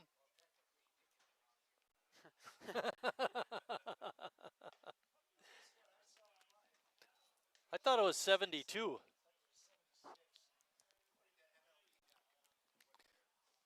We still haven't given the answer, just the year. It was 76 that this team experimented. 0-1 to George Haas. He's wearing pants, though, so it didn't last. We can't forget to give the answer. Yeah, I'll remember. I'll remember this time. Top You of didn't the 7th. remember the other game. Top of the 7th, I'll remember. 0-2 on the A's 2-hole hitter, George Haas. Come on, George. Haas hits one foul off of Olsen behind the plate. Olsen taking his second hit. Steinke's going to give him a minute. Good umpiring. Give that catcher a minute after taking one off the mask.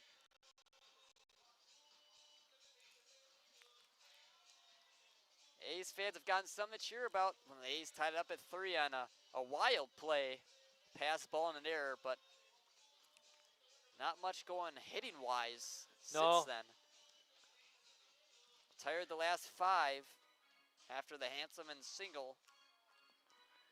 Can't always depend on the other team to give you runs. You got to earn them yourself.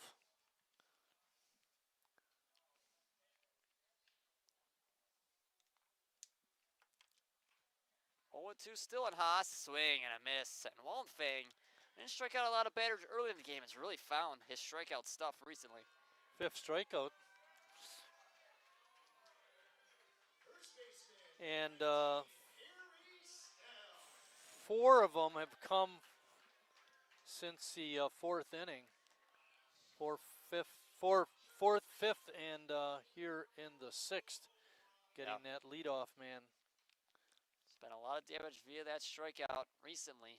His man doesn't strike out often though, Harry Stelt. Got it started with that double in the 4th inning his last time up. And another Harry tidbit. He's at 507 runs scored, which puts him 4th on the all-time list. From 1st to 3rd in the runs scored category Harry is Gene Mand, Lee Wettenkamp, and Dave Gare. So Harry 4th. Harry is 7th in the number of home runs. He's got 54. Jason Bischoff has 56. So you need 3 more homers to pass Jason. Pitch from Wallenfang to Stelt is swung on a miss. I got a question for you, Marty. Is there one stat that you know of that Gene Mann doesn't lead in? I feel like he leads in stolen everything. bases. Stolen bases, okay. Played for 25 years. He's basically number 1 in every single A's stat. 2-1 on the number 3 hole here in the lineup. Harry Stelt, another swing and a miss. And what is he doing differently, Marty? I think he's getting stronger. He's throwing harder than he did earlier in the game, and he's got a little better control too. Some pitchers that you see that you have to get them early, otherwise they start to settle in. It seems like that's what Wallenfang's been doing. 2-2 on Stelt. Wallenfang pitches and still hits one up the middle for a base hit. 2 whiffs, but a base hit for Harry Stelt, and second hit of the night.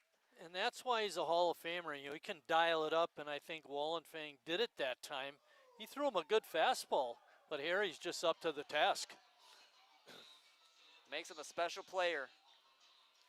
Jacob Neese now. 1 down the inning. What a time it'd be for Jacob Neese to have a big hit.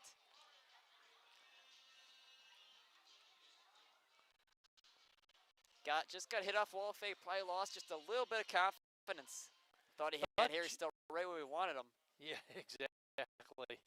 I don't think you ever have Harry right where you want him. That's a fair point, but Neese, the man at the plate, pops it foul and out of play. I thought Jacob had a pretty nice at bat his last time up. He held off swinging a couple times on pitches that were close. I remember one was a high hard one that, you know, it's hard to lay off of those, but he did, and he fouled off a couple pitches and just couldn't get the hit flying out to left. 0-1 on the A's third baseman. Pitch gets past Olsen, and Stelt will be in scoring position. And now all 3 at-bats for Neese will be with the runner in scoring position. And when you're hitting 4th in the order, one of the expectations is you drive in runs. And so far, Jacob has not fulfilled his role with only 1 RBI. And I think you mentioned he's come up the bat with a lot of runners on. A's are 2 for 5 with runners in scoring position so far tonight. See if Jacob can make it 3 for 6. Pitch is low again, 2-1. A high lobber back from Olsen. That was a high lobber. 2-1. Neese looking to do some damage, tie this ball game back up, or at least get Stelt in from second. Neese lines one to left field, but right there is Dornfield to make the catch. An unfortunate. You know, there's another case. fired the fastball into Harry, and he's able to get a base hit. Jacob hits it even harder, and what do you see? Yep. And out. Just unfortunate for Sheboygan. Felt like that was the one that could get them going. More in the gap, and you got a double, and this is a one-run game, but right in the tracks of left fielder Dornfield. Now it's Why Chase not a Hansen. little blooper over first base? I'll always say it, exit hits over exit velocity. Chase Hanselman now at the plate, he's 2 for 2. He's got 2 runs as well. He gets on base, it's been some good for Sheboygan so far tonight. See if he get his 3rd hit of the night. Jimmy licking his chops, hoping there's runners on the corners, or at least maybe a run in and a runner on second where he can get a chance to hit with men on base. 1-0 to Hanselman. Hits a little blooper, but it'll be right at the first baseman wires, and the inning ends, and Sheboygan puts up another 0. Still 5-3 as we head to the 7th inning.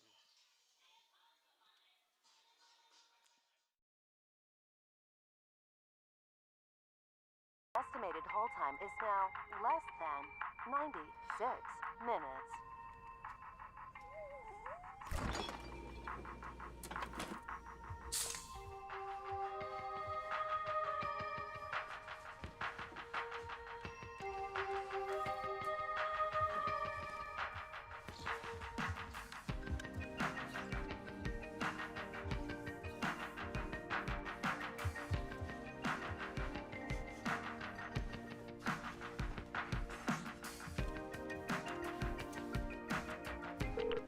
We thank you for your patience.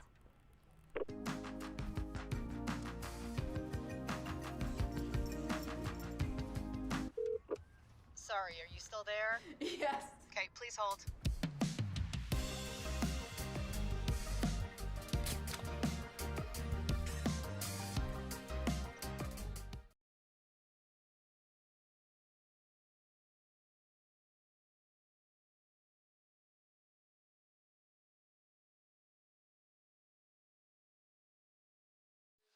Back for the 7th inning, new pitcher on the mound for Sheboygan, Cade Volker, making his first Wildwood appearance in 2026 for Sheboygan.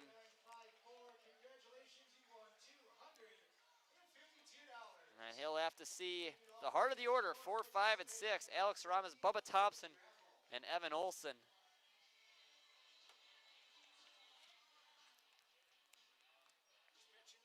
Cade Volker, his first appearance for Sheboygan in Wildwood Park. What does he need to do to have a successful appearance, Marty? I think the same thing that Noah does. Needs to throw strikes in good positions. Noah just put too many guys on base. I mean, he gave up 9 hits in his 6 innings. That's just too much traffic on the bases. You're always pitching, like I mentioned earlier, under pressure.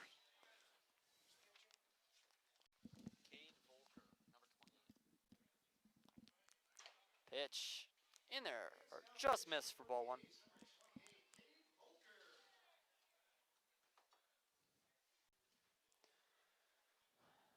Volker trying to keep this 2-run lead right where it is. Pitch in there for a strike outside part of the plate. He ends it up at 1-1. Final numbers for Noah Emery. He went 6 innings, gave up 9 hits, 5 runs, 4 of them were earned. He walked 2, struck out 6, and gave up a home run. Yeah, those first 2 innings put up zeros, but the 3rd, 4th, and 5th all had some runs scoring for Appleton, as that one's fouled back, and Neiman's count up at 2-2 on the 4-hole hitter in this Legends lineup, Alex Ramos. Ramos is 1 for 3 with a single tonight. One of the 9 hits for the Legends. And that one's fouled just past the Appleton dugout right side into their bullpen. Good grab. Thank you. 2-2 on Ramos. That one called strike 3. Good breaking ball by Volker for the first out.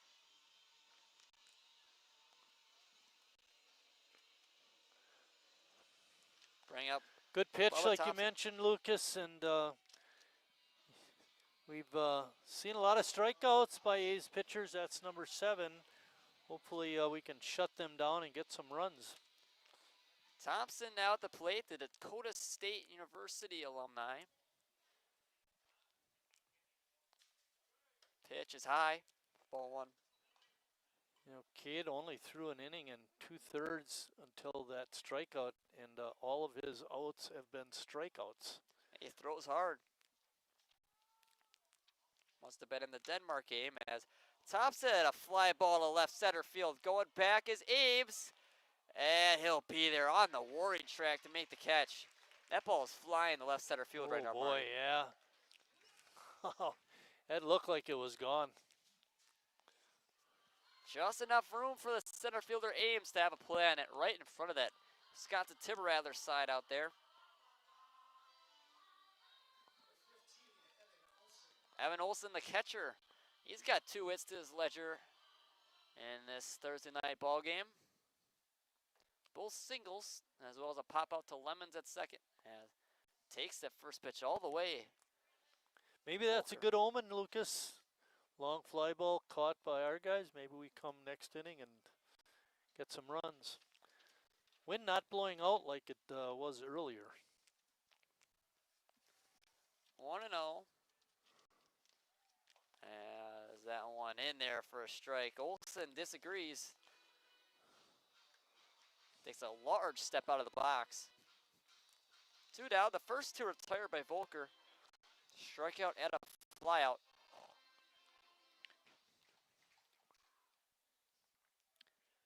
And he'll step off. Seen the A's retire first 2 batters in an inning, and it goes south from there. Hopefully Volker's a different story in the 7th inning, as that pitch is high. Moves the count to 2-1. The way Casper caught that last pitch, it sounded very fast. I think we see with Olson, sometimes he just kind of auto takes. It seems like he's not even ready to swing or doesn't want to swing. As that one, he probably didn't think about swinging that either, as it's in the dirt. 3-1.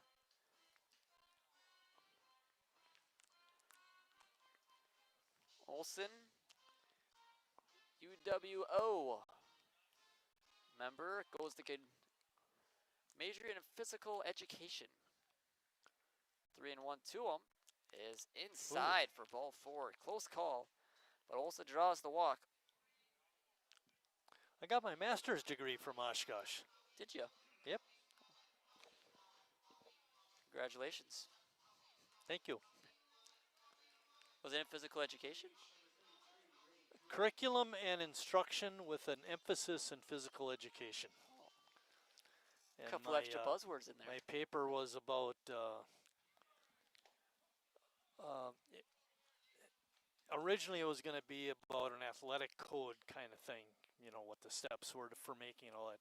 But they said you don't want to get too involved in your personal kind of physical education. It's better to make it a school discipline plan. And it worked out good. Yeah. The paper was accepted and got my degree. Awesome. I have a copy of it at home if you want to read it. Yeah. Maybe one day in between a doubleheader. Yeah, right. 1-1 on Coons takes a strike. Between doubleheaders in December. 2 down in this inning, and Volker trying to keep the score where it is in the 7th. 1-2. Coons ready to take the pitch from the left-hander Volker. Hit on the ground softly. Volker makes the play, tosses to first to retire Coons. And Volker puts up a 0 in the 7th inning, and it's Reigns 5-3 Legends as we go to the bottom of the 7th inning.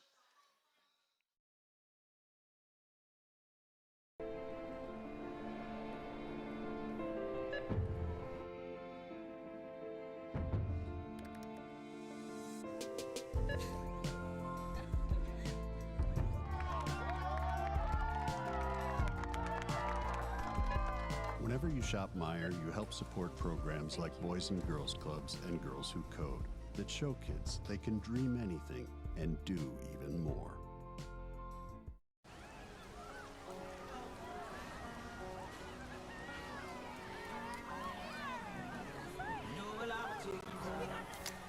Cold beer on a Friday night, a pair of jeans that fit just right, and the radio.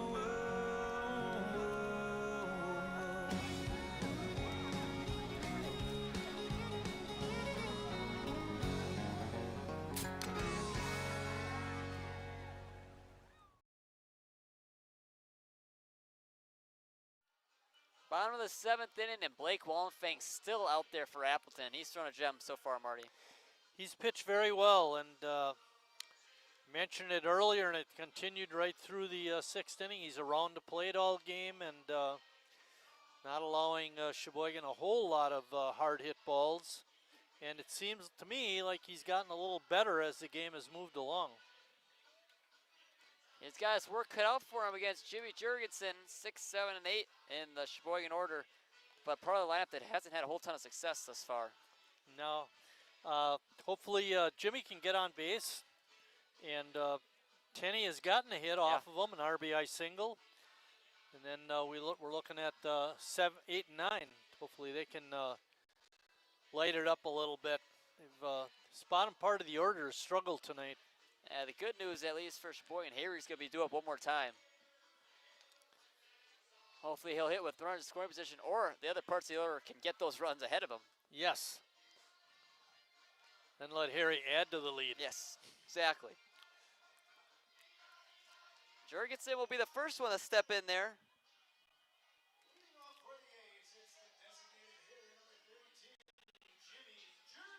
Jimmy's 0 for 2 with the fly out and a ground out to Thompson at short.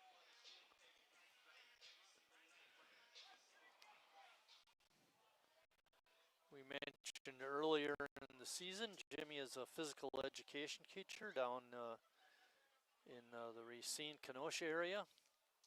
First pitch is a ball to Jurgensen. Saw a physical education major on the other side, and now we got a teacher of physical education at the plate. And we got one in the booth. Yeah, all around. It's like an infestation. 1-0 to Jurgensen. Hits one. Foul territory and out of play. Left side, and count evens up at 1-1. Really hope that was going to get out of play that time. Would have been all right.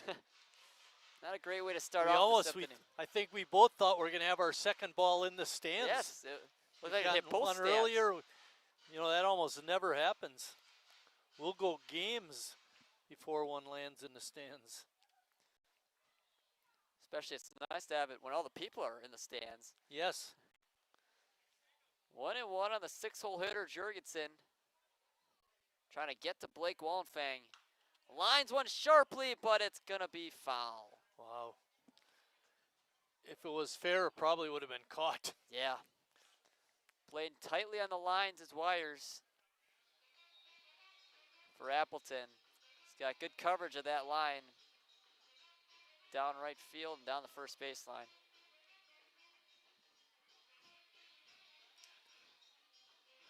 One and two on Jurgensen.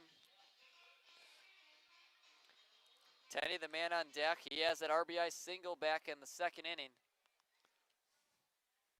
Wind still blowing out to left center field. Pitch to Jurgensen is a called strike 3 for the first out of the inning, and another strikeout for Wallenfang. He just keeps stacking them up. I got him for 6, but and you had mentioned it earlier. Early in the game, he wasn't striking out anybody, but these last 3-4 innings, he's been piling them up. Did not have a strikeout through the first 2 innings. Through the first 2 2/3 innings. 2 innings. Tenney, and he'll take ball 1. Lemons was his first victim, and then kind of stacked up from there. He's had at least one in every inning from the 3rd through now the 7th. 6 strikeouts and only 1 walk. And he's been very efficient. And 2 of those runs that he gave up were from that pass ball. If it weren't for that mistake, this game would look a lot more comfortable for Appleton. And of the 3 runs he's given up, only 1 is earned. Impressive outing. As Tenney lines one down the left field line. Will it stay fair? It will. It's a home run for Nick Tenney. It didn't look like it got over the wall, but it did for Nick Tenney, and it's 5-4, a Sheboyganer. Did you think we that were would worried go? about it being fair, and if you forgot to look up, it went over the fence. Way to go, Nick. His 2nd hit of the game. And 2nd RBI. I was looking to see where it was going to land. Landed over the fence. Yeah, I thought it was going to be a stand-up double. Did look like it had the height. Just enough, and now Sheboygan's within a run. Put another one on my tally. Yeah, stop bragging. You're making me feel bad. Cal Casper, can he go back-to-back? Tie this game up. 5-4 Legends. Casper pops it up, and Wallenfang calling everyone off, and he makes the catch. Yeah, it's a tough break for Cal. His last at-bat, first pitch swinging, fouled out to the catcher Olson, and this time, first ball swinging, pops it up to the pitcher. Lucas Lemons up now, trying to start a 2-out rally in the 7th inning. Sheboygan already got 1 on the Nick Tenney homer. What a night he's had. We talk about that part of the lineup. Struggling, but he's had a solid night. 2 hits and 2 RBIs for the A's left fielder. Lemons takes one high. More importantly, it only leaves Sheboygan down 1. That's a big, the way the game has been going, we had mentioned, 2 runs seems like a 5-run lead. In this, the way the game's been rolling along, but down only 1, it seems like 1.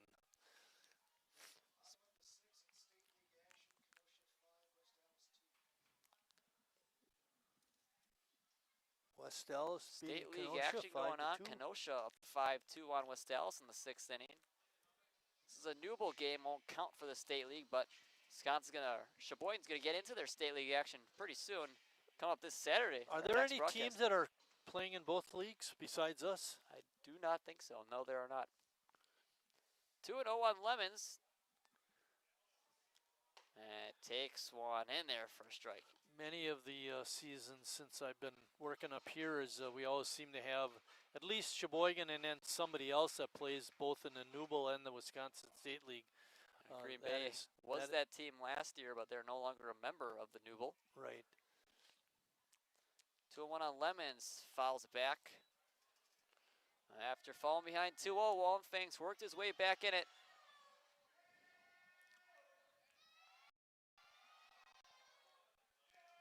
Tenney's one of the few guys, Tenney and Harry, really the guys have hit the ball hard of Wallenfang so far tonight. Hanselman had that hard hit single, but those are the 2 guys that have done the most damage, both with multiple hits. And Olson started running to the dugout thinking it was called strike 3, and it was off the outside part of the plate to home plate umpire Doug Steinke. And umpires do not like when you pull that one, do they, Marty? Nope. You're supposed to hold the pose. 3-2 to the Lemons. Wallenfang looks in. Out of the stretch and the pitch. Inside, ball 4, and Olson's going to have to wait another batter to go to the dugout. Good at bat for Lucas. Do you think a play like that might influence the next call from an umpire? No, it shouldn't. I mean, it should not. The umpire calls it pitch by pitch. That's almost like trying to get retribution. Yeah. Being shown up, and catcher's playing the game. He's not trying to show you up. He's just trying to get what he can for his pitcher. And Now, would I do a makeup call? Of course. I'm just kidding. I wouldn't do that. Mound visit with Wildfang just concluded. Trying to get him out of the 7th inning after he gave the home run to Nick Tenney. Ball that just scraped over that yellow line in left field.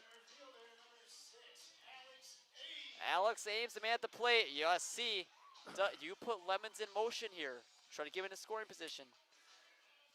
I don't know. That catcher throws pretty good. He's He got does. a quick release. I don't think I'd be running. Can Lemons get a good enough lead? The only And thing jump. that might influence that, though, is if he gets thrown out, you're leading off the next inning with your leadoff man. Exactly. Ames takes one in there for a strike. That's the second time tonight that Alex has had a pitch come in there that he thought was clearly a ball, and it was called a strike, and he's shown his frustration at the plate. 0-1. Lemons on the move to second base. The throw beats him. The tag does as well, as Lemons thrown out at second base. Another caught stealing by Evan Olson behind the plate. The A's get one back. 5-4 Legends as we head to the 8th inning. A's are run out of time.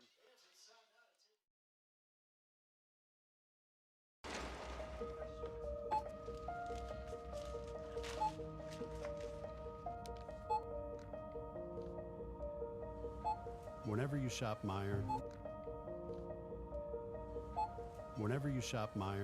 you don't just feed yourself or your family. You help support programs like Simply Give that feed our neighbors in need. Thank you.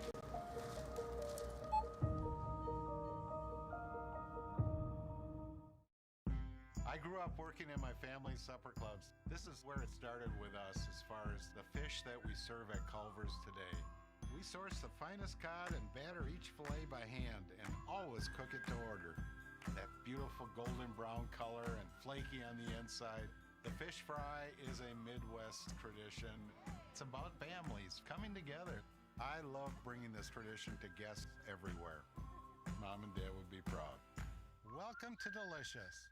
Wingism number 1, the Flavor Saver.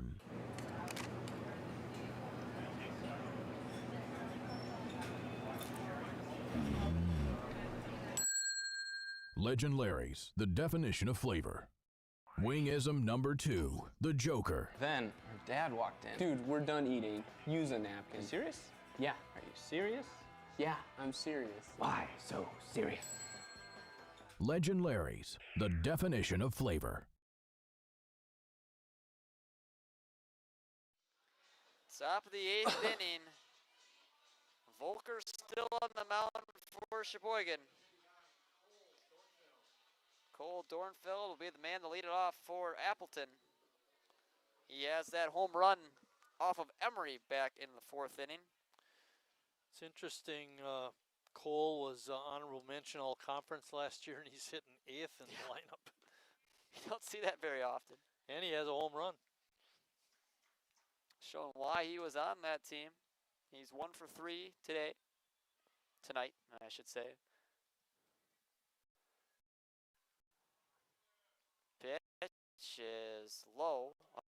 Oh, called strike by Steinke.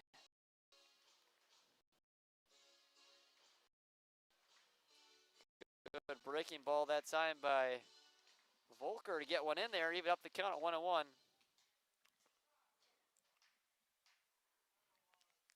Dornfeld swings and misses at a good fastball by Volker.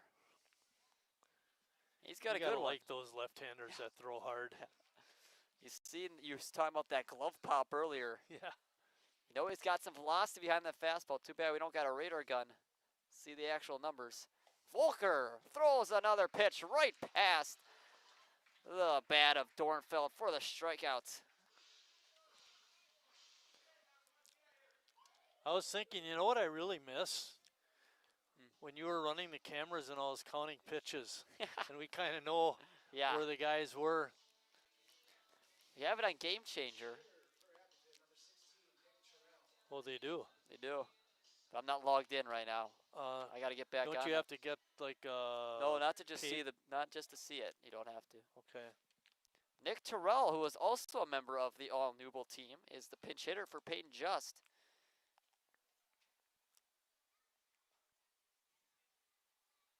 Nick Terrell, 1-0, and Terrell pops one up in the shallow center field. Haas is calling everyone off, and he makes the catch for the second out.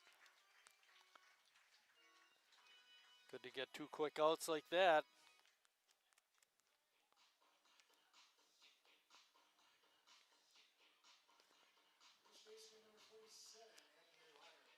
Anthony Wires is now the hitter. Now Wires has had a tough game Yeah. for being a leadoff hitter. He's 0 for 4. 0 for 4, and a lefty on lefty matchup doesn't make his night any easier.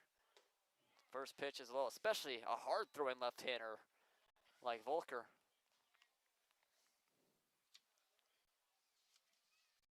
A's have 6 more outs to work with to manufacture that 1 run. If Volker can keep it where it is. Volker is from Kiel, Wisconsin, and he goes to UW Stout.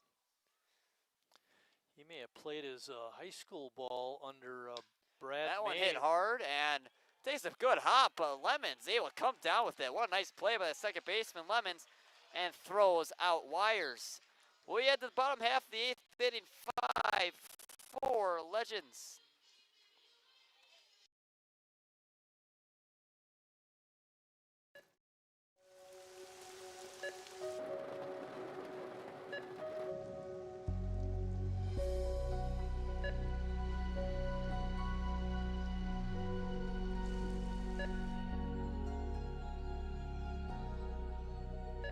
Whenever you shop Meijer, you help support organizations like Hope House Mission and New Hope Shelter that give people around here warmth, shelter, and care. Me spells the great taste of Sheboygan. What does it take to stay in business for 75 years? It's not only featuring USDA choice beef, it's not caring about every single one of our 30 varieties of bratwurst. Nope. After being family owned for 3 generations, we've learned it's about you. At Miesfeld's Market, we give back to the community and our customers always come first. Since 1941, we've been feeding our neighbors, so come by and see what we've got today. Wingism number 3, the Peter Heater. Oh, so hot. Oh, so hot! Legend Larry's, the definition of flavor. Wingism number 4, tea time. What are you, having tea with the queen?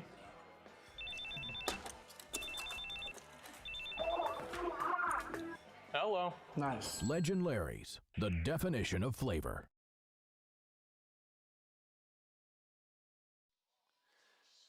New pitcher, Lucas.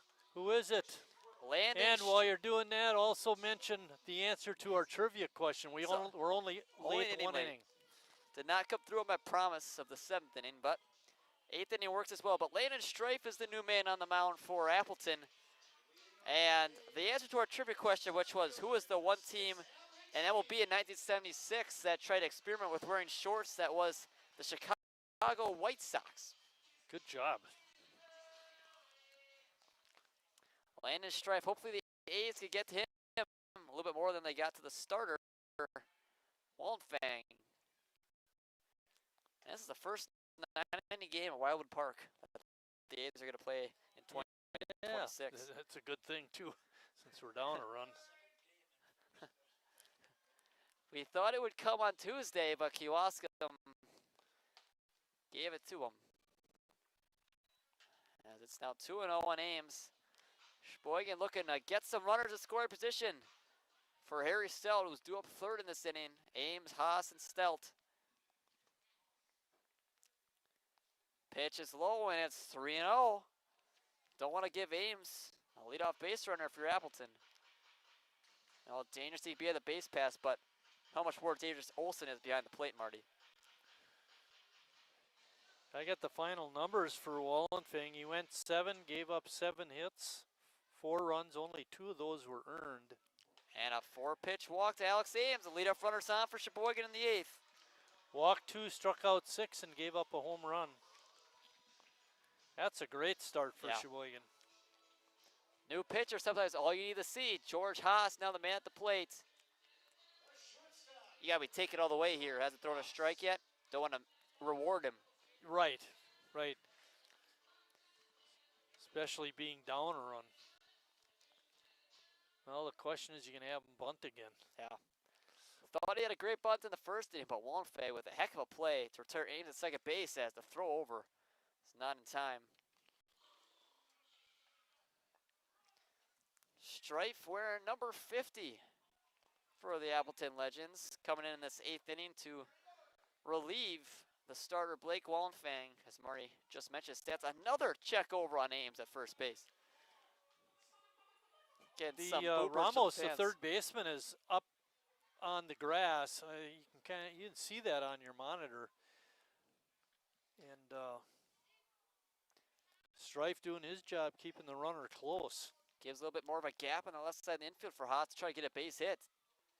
Another check over. That'd be a balk in the MLB. It's his third disengagement, but we aren't in the MLB, so he's okay. Tell you, the fans in the stands think it should be a balk too. They're pretty boisterous about all those throws over there. 0-1 on Haas. Still hasn't seen a pitch since the first pitch. It's been a few throws from Strife before his throw to the plate, as that one is outside. Count even up at 1-1, and 5 of the first 6 outside the zone for Landon Strife.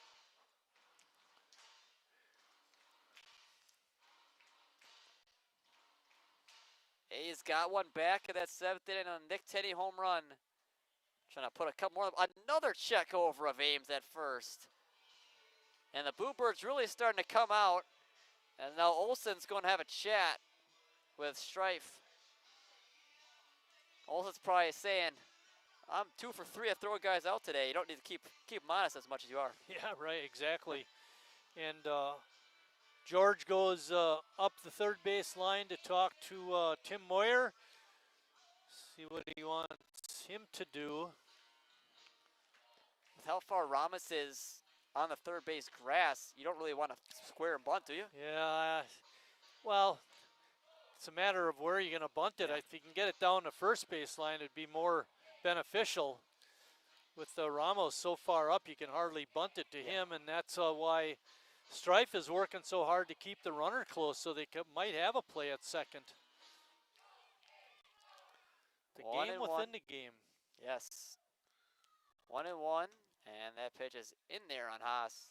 Does that mess with the hitter at all? With all that pickoff moves and stuff? I think so, yeah. Waiting to see that pitch, you get mentally ready to see that pitch, and then what he hasn't done, George anyways, he hasn't shown, but now with the 1-1 count, I think, not sure. 1-2 on Haas. Shows bunt now, it takes it, Ames on the move to second base, the throw is in time. An unfortunate play for Sheboygan, as Evan Olson has just been dynamite behind the plate for Appleton. Man, wherever the ball is, that was a high pitch too. Yeah, exactly. It was not an easy ball to throw down to second. 2-2. I think. 2 balls and 1 strike. 2-1 to Haas. Takes in there for a strike. Count even up at 2-2, and Sheboygan got that leadoff base runner, 4-pitch walk, and no longer. Evan Olson got his third base runner cut out of the game. That's some fast runners for Sheboygan too. Yeah, he's cut down 3 out of 4. And you mentioned the one he didn't cut down, as that one's going to get into the Appleton bullpen area. The one he didn't cut down was because he lost the ball. Right, yeah. Lost it on the transfer. Unfortunate, Sheboygan trying to get that runner in scoring position, how valuable it is at this time of the game, but with Harry Lumen on deck, you just want that runner on base. I know, yeah. See if Haas can deliver and give him that runner on base. Takes a called strike 3 on the outside part of the plate. That was a real nice breaking pitch. Looked like it was going to break outside off the plate, but it caught the corner. And that's the type of thing that could give the pitcher more confidence, getting that runner throwing at first after a 4-pitch walk. Now he's got to deal with Harry Stell without anyone on base. He's got a double and a single. He's 2 for 3. No one you'd rather have up in this spot than Harry Stell. Stell hits one high in the air, but just shallow center, and Thompson makes the catch. And what looked to be a promising inning ends up having the A's go down in order. Yeah, that's unfortunate, but we got one more chance left. 3 more outs for Sheboygan to work with as we head to the 9th inning. 5-4 Legends.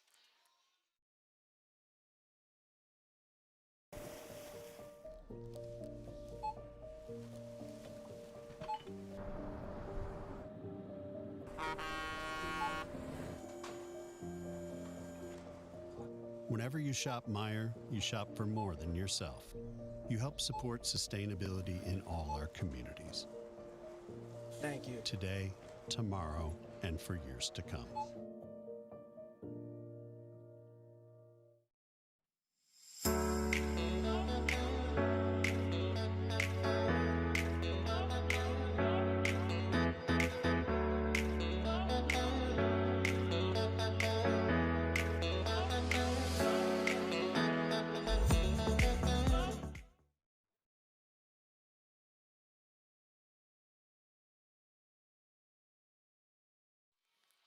Top of the 9th inning, and Volker still the man on the mound for Sheboygan, going into his 3rd inning of work.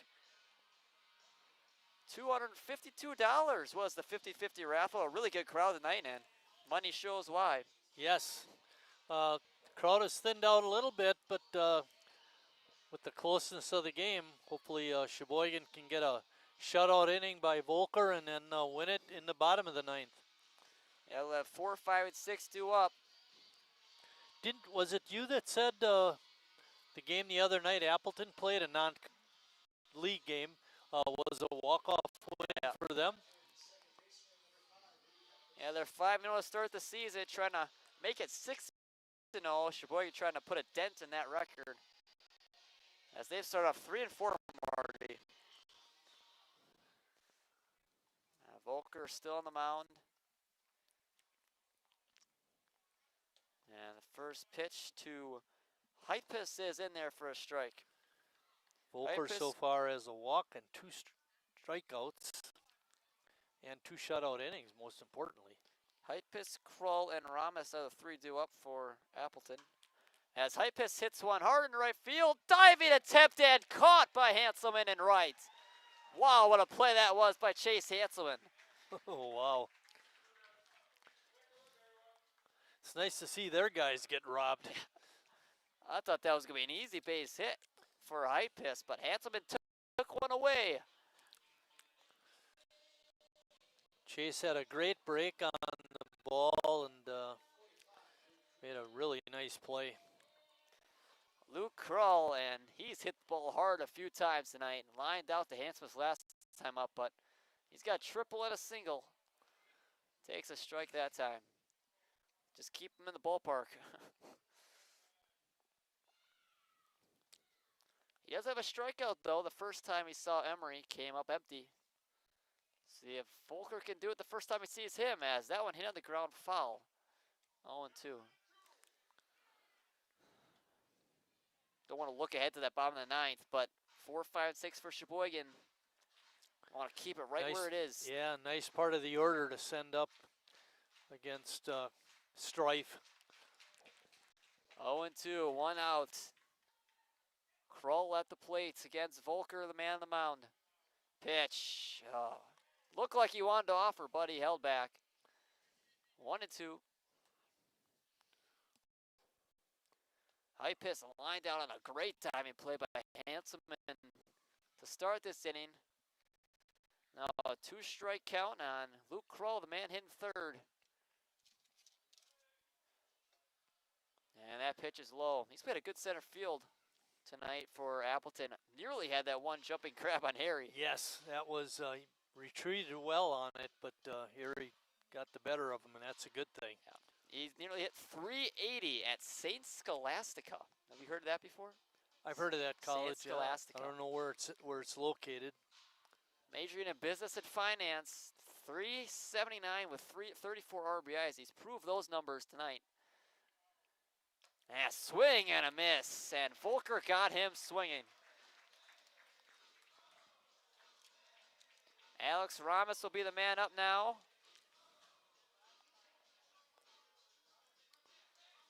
Ramos, the third baseman. He's 1 for 4 tonight with 2 strikeouts.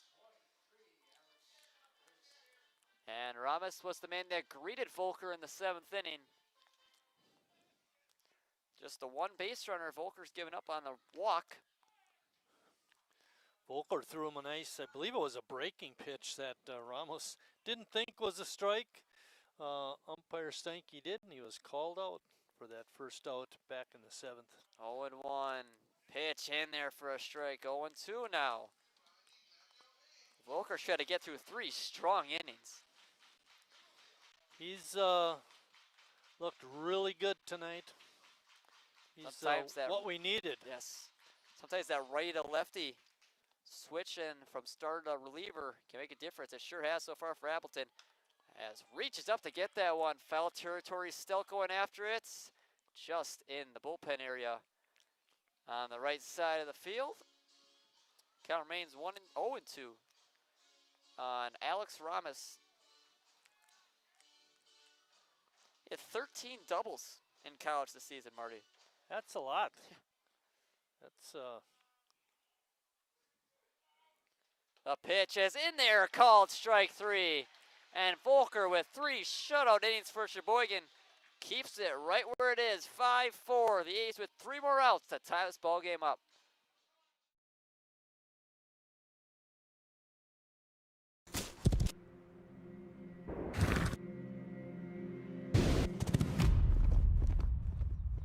Let me tell you a story about a beer rooted in the heart of America, found in a community where a handshake is a sure contract, brewed for those who found opportunity in challenge and hope in tomorrow, raised by generations, willing to sip, share, risk, remember. This is a story bigger than beer. This is the story of the American spirit.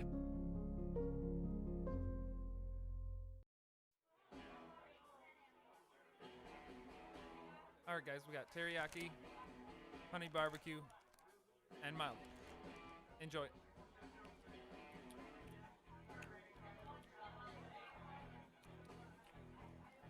All right, DOA wings, hottest on the menu.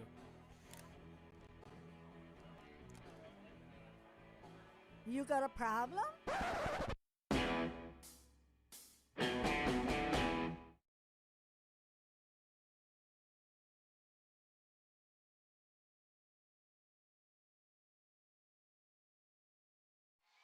Back for the bottom of the 9th inning. Before the A's get going in the 9th inning, we got a lot of games this weekend, Saturday and Sunday, both against Addison. 2 doubleheaders, yep. Saturday's doubleheader will start at 5 o'clock, and Sunday's is at 2 o'clock. Jacob Neese at the plate. A's down a run. First pitch lined up the middle and down for a base hit. Another great start to the inning for Sheboygan, and they got their leadoff runner on. All right, let's go over that one more time. Addison's Saturday doubleheader is 5 o'clock. The Sunday doubleheader begins at 1 o'clock. Chase Hanselman at the plate. Big spot for him. He's got 2 hits tonight. Can he make it 3? Hit one in the gap and tie this ball game up, or hit one over the wall and end this game. 5-4 Appleton. Bottom 9th inning, the perfect spot for Hanselman to make a difference here. Hanselman check swing. He didn't go. And the pitch was a ball. 1-0. I thought it was a strike, and he went. I thought he held up his right arm like he did swing. We'll see what happens. It's a ball on the scoreboard. He hasn't changed anything. I'm talking about the home plate umpire. Sisler did say he didn't go. Okay, good. Oh, Sisler he was pointing to. Yes. Okay. 1-0. Handsome and a heavy swing, and he comes up empty. Nissan at first just had a line drive up the middle for a base hit.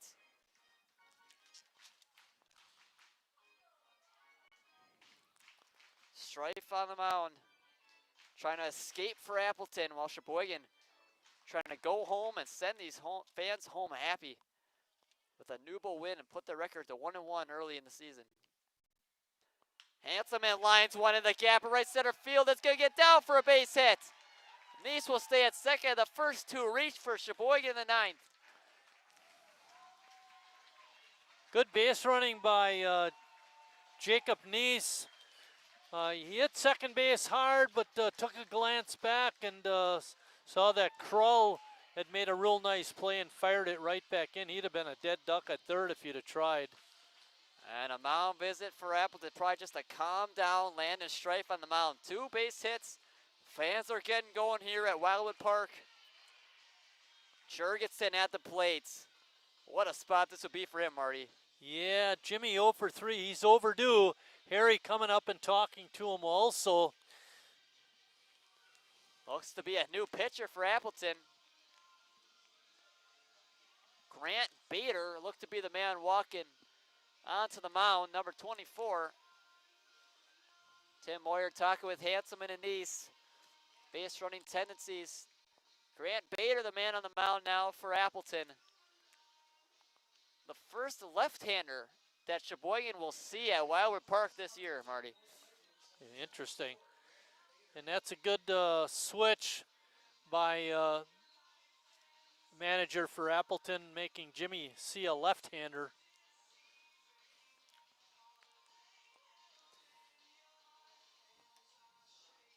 What's the name of this kid? Grant Bader.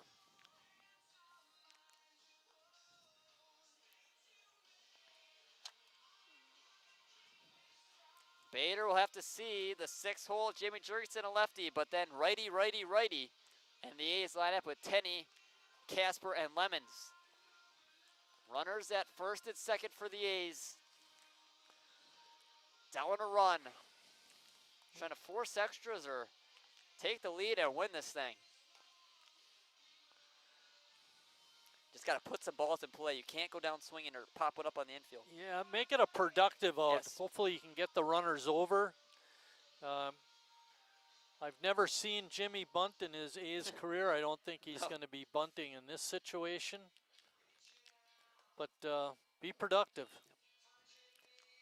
Probably takes a little bit of that power out of the equation for Jurgensen, though. Much more difficult to homers lefty on lefty. Agreed.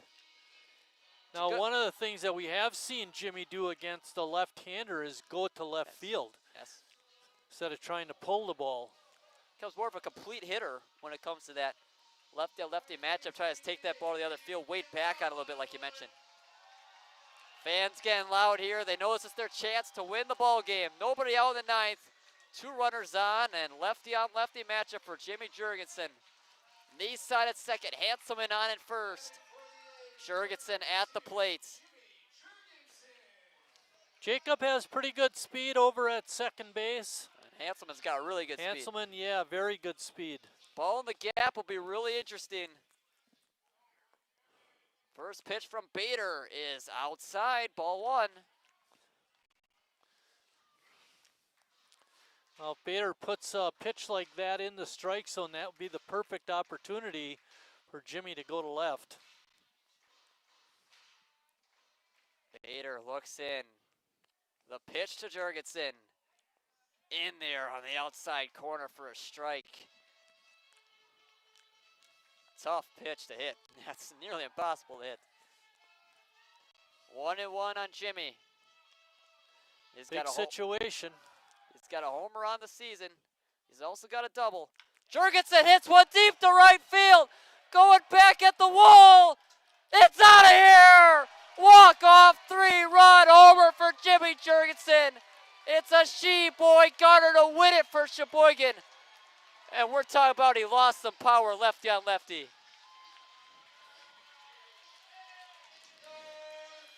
Wow. That was definitely a no-doubter. Who said he can't hit left-handers? Yeah, wow. Jimmy Jurgensen blast off to right. The A's win 7-5. What a perfect way to end this Thursday night battle versus the Appleton Legends. Well, Volker, it's going to be a double MVP for me. Volker with his 3 shutout innings, and Jimmy, of course, with his 3-run homer to win it. It was a great comeback win.